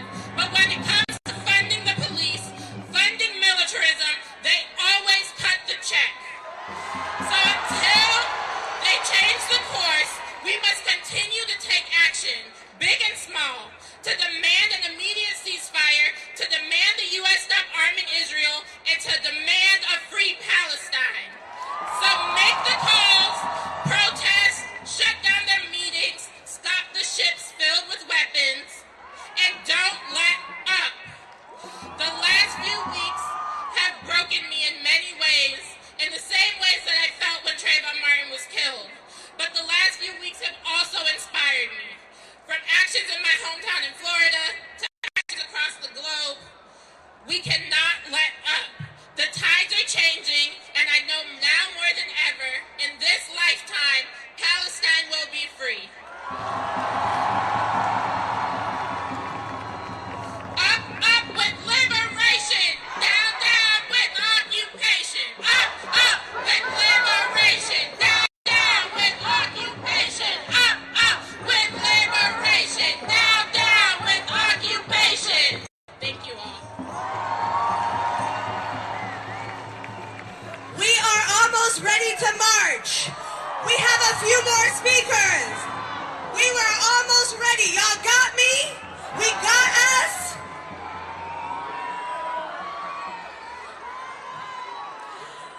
Next we have Raja Abdelhaq, founder of Al-Quds News and former executive director of Islamic Leaders. Assalamu alaikum. Brothers and sisters, I'm asked to be very quick, so I'll do my best very quick. But we are at a pivotal moment, not when it comes to the Palestinian cause only. We are at a pivotal moment of the global fight against Western hegemony, Western imperialism, and Western colonialism. This genocide against the Palestinian liberation movement does not only aim to eradicate the Palestinian resistance in Gaza. This genocide aims to eradicate the struggle against capitalism and Western colonialism. Brothers and sisters, the people of Gaza are not standing tall against the genocide, against Israeli occupation. They're standing tall against American imperialism, an imperialism that has destroyed the global South, an imperialism that is acting as the world police, where thousands of millions of people are dying for standing up to injustice and to oppression. Israel is not just an occupation. Israel is a settler colonial project that started the day Balfour Declaration promised the Zionist movement the land of Palestine. 1 year after the Balfour Declaration, he said that the aspiration and the wishes of the indigenous people of Palestine are irrelevant, and Zionism, whether it's bad or good, it's for the interest of the Great Britain.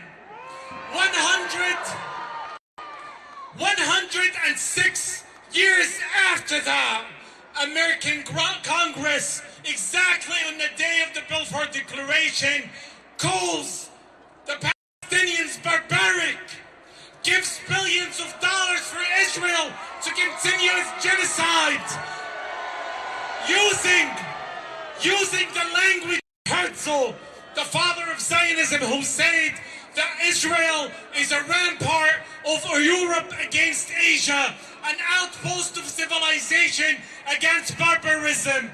But guess what? We are the civilized people that are fighting evil. Gaza, and I'll end with this and say that Gaza resembles resistance. Gaza symbolizes dedication and steadfastness. Gaza symbolizes resilience. Gaza resembles the fight against the idea of dignity. We are being asked to be robots that are only good for consumerism, to be customers of the latest phones instead of people who have dignity and pride. So I need all of you today to say that we are Gaza, because if Gaza falls, we fall, and if we fall and Gaza falls, Western imperialism wins, evil win, and the rest of the world will collapse. So I need you to shout from here to the rest of the world that we are Gaza. We are Gaza. We are Gaza, and we are Gaza. Thank you. Assalamu alaikum.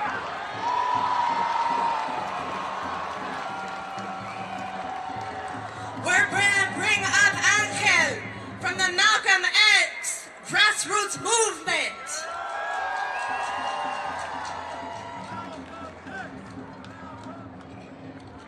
Free the land!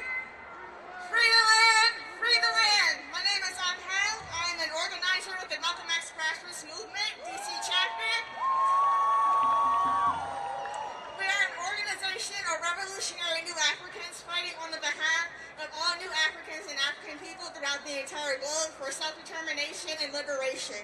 I will be reading a statement on behalf of the organization in solidarity with Haiti and Palestine. The Malcolm X grassroots movement stands in solidarity with the Palestinian resistance in Gaza and with the Haitian people. We say, hands off Haiti, free Palestine. As the minister Malik al-Shabazz Malcolm X said, the only way we'll get freedom for ourselves is to identify ourselves with every oppressed people in the world.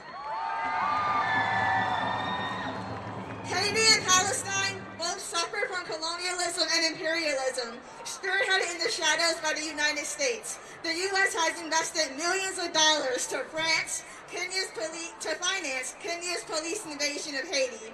The militaries that have overrun Haiti are the result of decades of U.S. and UN intervention. They are in service to unelected puppet governments put in place by the U.S. after the 2004 coup that overthrew the progressive government of Jean-Bertrand Aristide.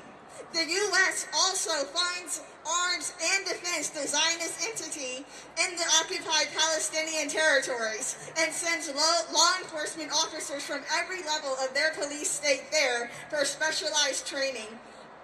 Metropolitan Police Department here in D.C. being one of those police departments that gets sent to train in Israel to come back here and brutalize, terrorize, and kill black and brown residents in D.C.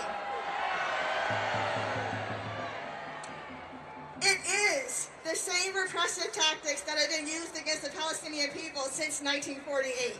We call on people inside the empire to oppose U.S. imperialism wherever it manifests. As a colonized nation, also exploited by the white supremacist U.S. empire, New Africans stand in solidarity with the Haitian and Palestinian struggle.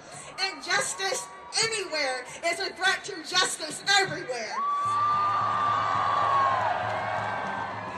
The Malcolm X grassroots movement asserts the human right of people to self-determination. The U.S.-Kenyan invasion of Haiti is a blatant violation of Haiti's sovereignty. The Zionist entity has engaged in a 70-plus-year war of extermination against the Palestinian population. The Zionist entity's honorary consul in Haiti, Gilbert Bialo, is currently sanctioned by the Canadian government for arms trafficking and human rights violations in Haiti. We acknowledge that war is a horrible and unjust situation that claims countless lives. It is from this position we oppose U.S.-backed militarism. The occupation of Palestine was an illegal colonialist project from the very beginning. As long as there is apartheid and occupation, there will be resistance to it. The Malcolm X grassroots movement charges genocide. The Palestinian and Haitian people have a right to defend themselves from genocide by any means necessary. The international problem of U.S. imperialism demands an international solution, a people's movement of all peoples oppressed by the United States. Like our ancestor, Dr. Matua Shakur said, stiff resistance and straight ahead. Resisting occupation and genocide is not terrorism. Solidarity with the peoples of Haiti and Palestine. Free the land, free the land, free the land.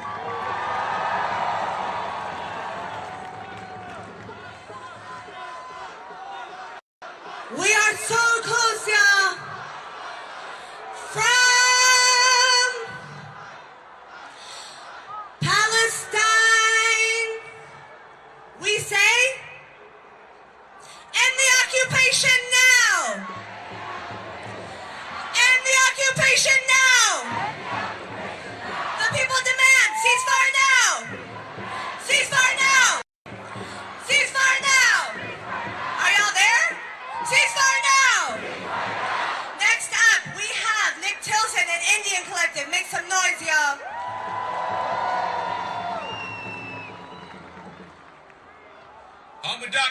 Nick Tilson and Machiapi, Chanteo Washtanabe Chuzapalo. I come from the Oglala Lakota Nation. I come from the people of Crazy Horse. I come from the people of Sitting Bull. We captured the American flag in battle at the Battle of Greasy Grass, and we have never returned it to this day. And we have come here to march with you, to stand in solidarity with you.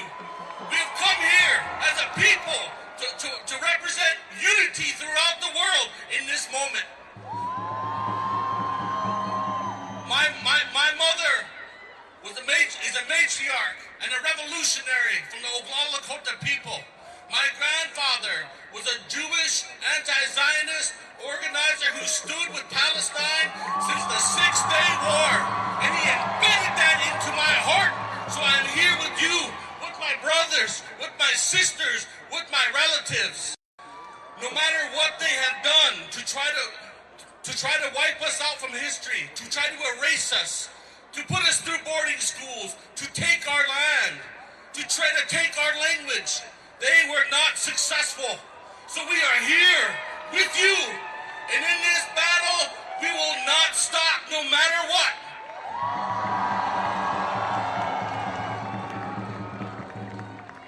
In this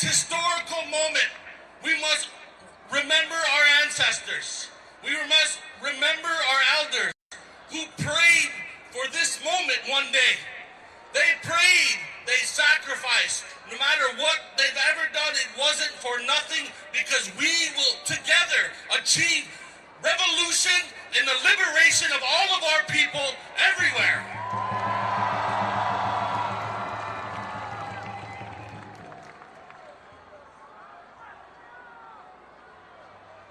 In our ceremonies, they told us something one time. A message from Crazy Horse. They told us and they asked us, how long are you going to let other people decide the future for your children? Are you not warriors? When I look out on this crowd today, I see warriors.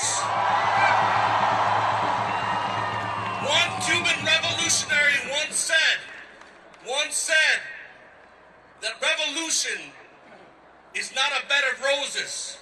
It is a struggle between the past and the future. My relatives, we are in struggle, therefore we are in revolution.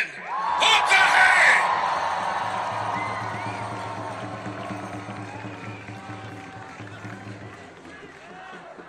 We now want to invite one of the stalwarts of our movement to free Palestine, one of our historic leaders, Lamis Geek from the Al-Awda Palestine Right to Return Coalition.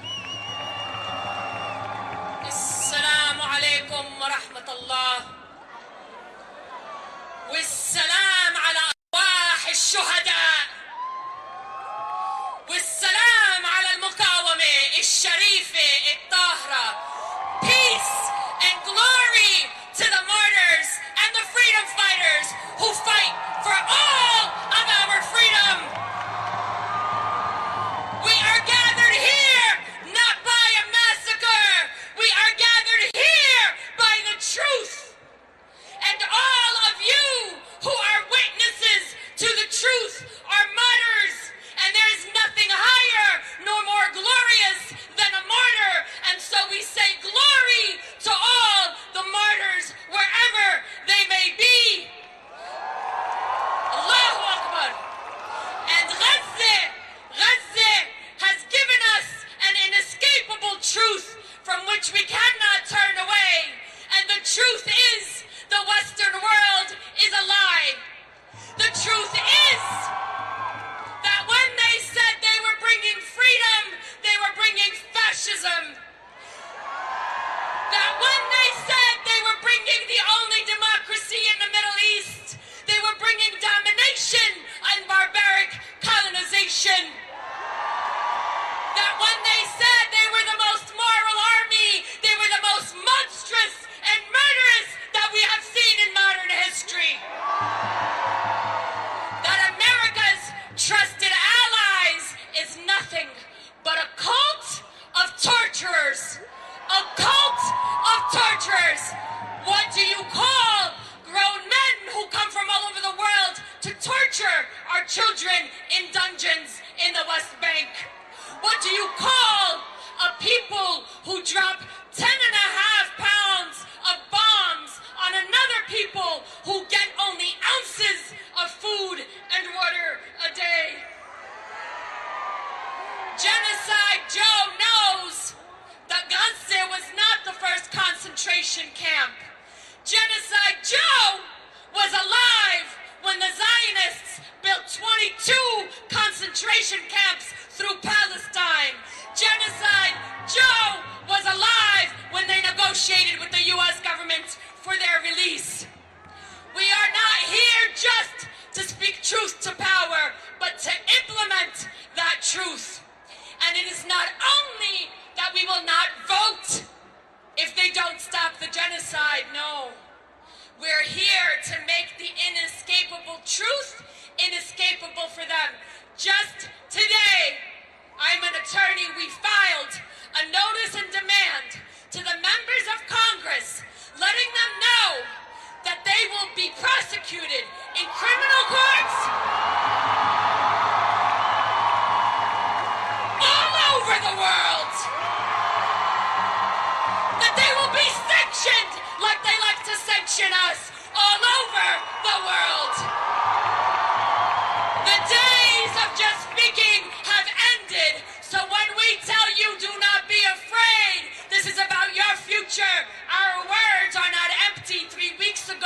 we convened an army of lawyers for all of you here and all over the world. And we remind the mainstream media that Joseph Goebbels, the genocide propagandist, was to face trial at Nuremberg before he shanked himself. And we intend to prosecute every media outlet that has mobilized our genocide. In Al-Auda and in the Palestinian Assembly for Liberation, we are so certain of our future. We are preparing for reparations. We are preparing for return. We will dismantle every institution of Zionist violence in the world, from New York to Palestine. Wide, long live Palestine! Long live Palestine! Free Palestine! Free Palestine! We have now. Are you ready to shut it down? Are you ready to shut it down? Are you ready? Are you ready? Before we go, we have our comrade from Korea, Juhan from Novoto. Gaza, don't you cry! Palestine will never die! Gaza, don't you cry! Palestine will never die! Comrades, that is why we are here today, because Palestine will never die! Palestine will live! It is Zionism that is on its deathbed! My name is Chuhyun Park. I am from Noruto for Korean Community Development. We are an organization of anti-imperialist Koreans, and we are here because we stand shoulder to shoulder with the Palestinian people. Let me tell you something we have in common. The year 1948, two atrocities happened. In Palestine, the Nakba. In my country, U.S. soldiers burned down our villages to divide us and make two Koreas. That is why we have one struggle, the struggle against imperialism, and that is why we are with you here today. Because we know that Palestine will never die. Because they tried to bomb us too and they failed. They burned down 20 of our cities and they lost that war. Israel has tried for a century and they will lose in Palestine. From the river to the sea, Palestine will be free. From the sea to the river, Palestine will live forever. Thank you. We now have, we're almost closing. We're almost ready to march. Are you ready to march? We have with us a leader of the leading revolutionary party in the United States, the Party for Socialism and Liberation. Come, Eugene. Free Palestine! Free Palestine! Long live Palestine! Long live Palestine! You know, they always ask us when we go out, they say, will you condemn this and that? Well, I'll tell you what I want to condemn, and that's 106 years of the theft of Palestinian land, ethnic cleansing, and apartheid. They've killed tens of thousands of Palestinian people, even before what we've seen now when they've killed thousands of children. From 2000 to just this year before this conflict, they were killing 100 children every year. That's what I condemn, the brutality of the Israeli apartheid forces. The whole reason why the world is standing up right now is because our hearts are in Palestine, because we know it's one of the purest struggles for liberation in the world today. course they want to demonize it. But let me tell you this, when the indigenous people in this country stood for their land, they demonized them. When the enslaved people of this country in Haiti rose to defend their human rights, they demonized them. When the people of Algeria rose for their human rights, they demonized them. So we're not going to allow the Palestinians to be demonized. They have the right to stand up, the right to defend themselves, and the right to resist. Free, free Palestine!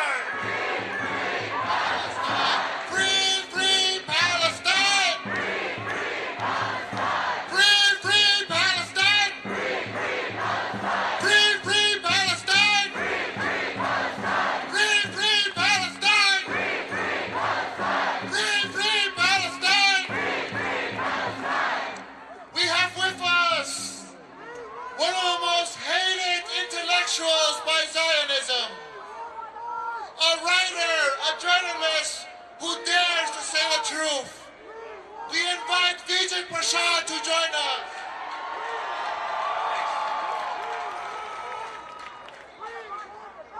Prime Minister Benjamin Netanyahu, we are your worst nightmare.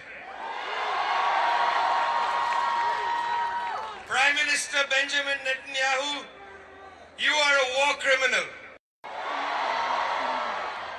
President Joe Biden, you are a war criminal. Prosecutor Karim Khan of the International Criminal Court, we put you on notice. You, Karim Khan, have to file warrants for arrest of Benjamin Netanyahu, war criminal, for Joe Biden, war criminal. We are the future. They are the past. This is the largest pro-Palestine demonstration in U.S. history. This is the largest demonstration for Palestine in U.S. history, and this will never be forgotten. This is not the culmination of anything. This is the beginning. This is the beginning. This is where it starts. It starts here. We march from here. We tell them from here. History begins now. From the river to the sea. From the river to the sea. Palestine will be free. We got our closing statement, y'all, on behalf of the Palestinian Youth Movement. From the belly of the beast, no justice, no peace. I know we're all ready to march, but the fact that we have completely shut down the streets of D.C. for the entire day,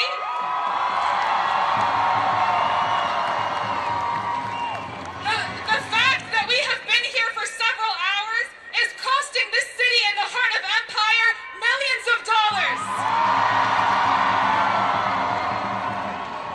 What we have witnessed here today is evidence that we have entered a new moment in the movement for a free Palestine, and together we have made history here today. You traveled from all over the country to get here. You took buses, you drove, you flew, you did whatever it took to be here to stand with Palestine on this historic day. Give it up for yourselves. Whether you've been with us for decades or this is the first action you've shown up to, you are part of this movement now. So take a good look around you. Remember the energy that you're feeling today and bring it home with you. Bring it to your workplaces, your schools, your neighborhoods, your streets, because it is so important for us to sustain this incredible momentum.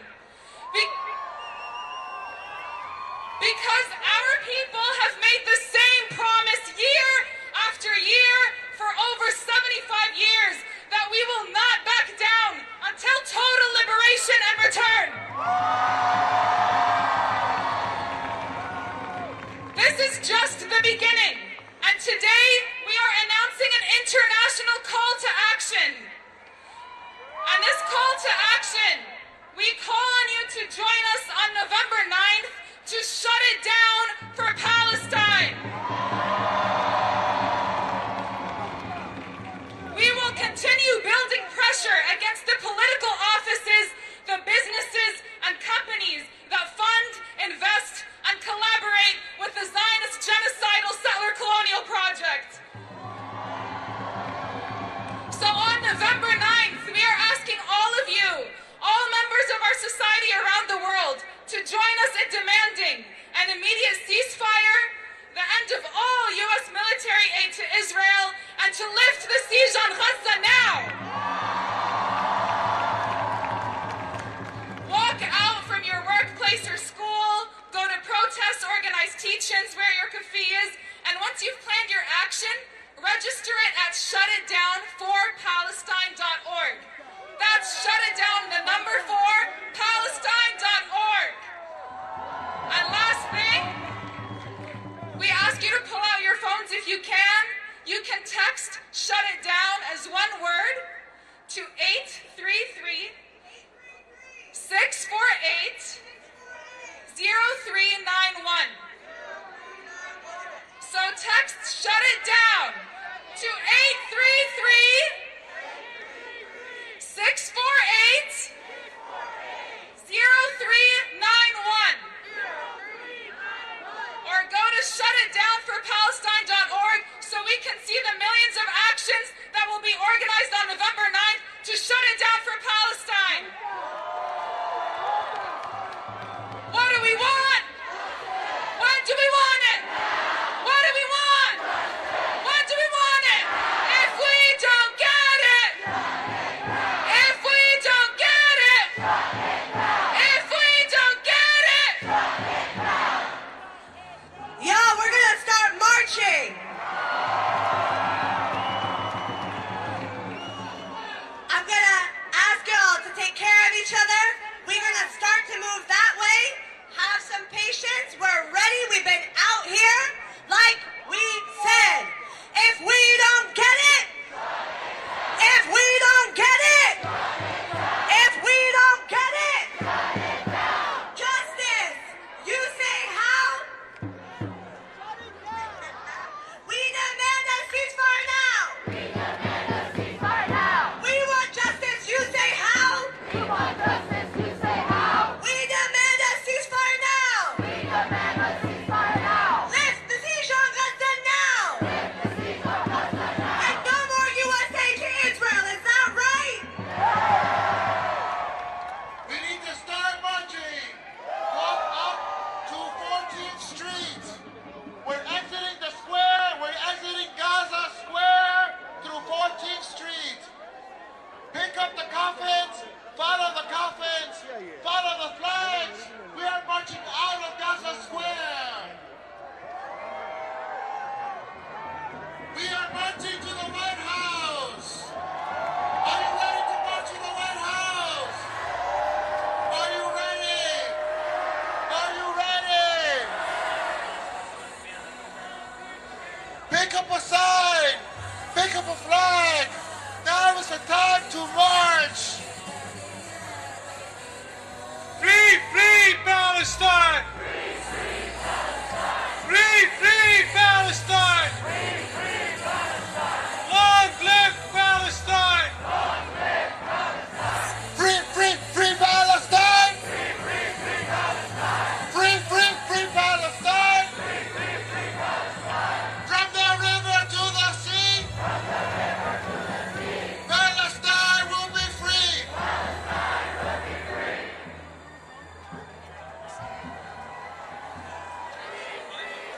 بالروح بالدم نبديك يا فلسطين! بالروح بالدم نبديك يا فلسطين!